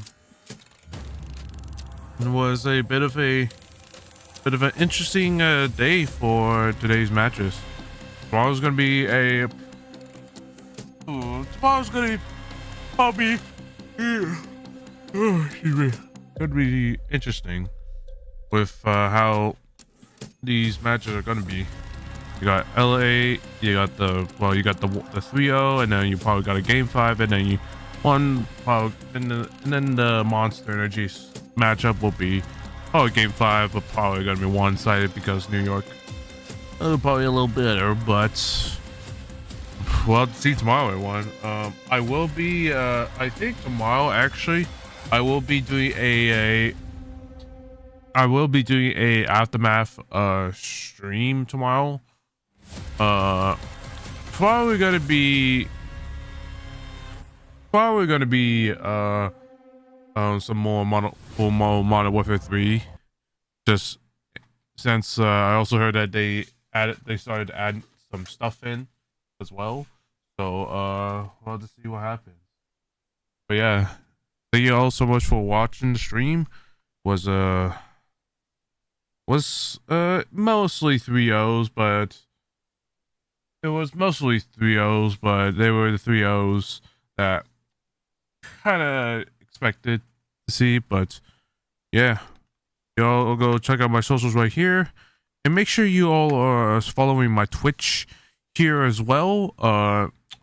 If you like the stream, make sure you like the video, you like the stream, and subscribe to my YouTube channel for future watch parties and also other VTuber content. And go check out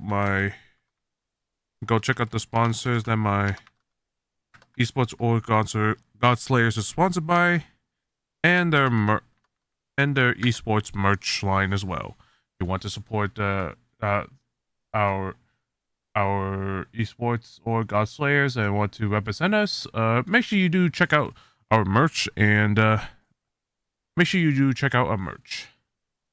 Anyways, y'all, that's gonna be all for today, everyone. Thank you all so much for watching. I'll see you all tomorrow, and stay Fossy. Y'all have a good rest of your Saturday.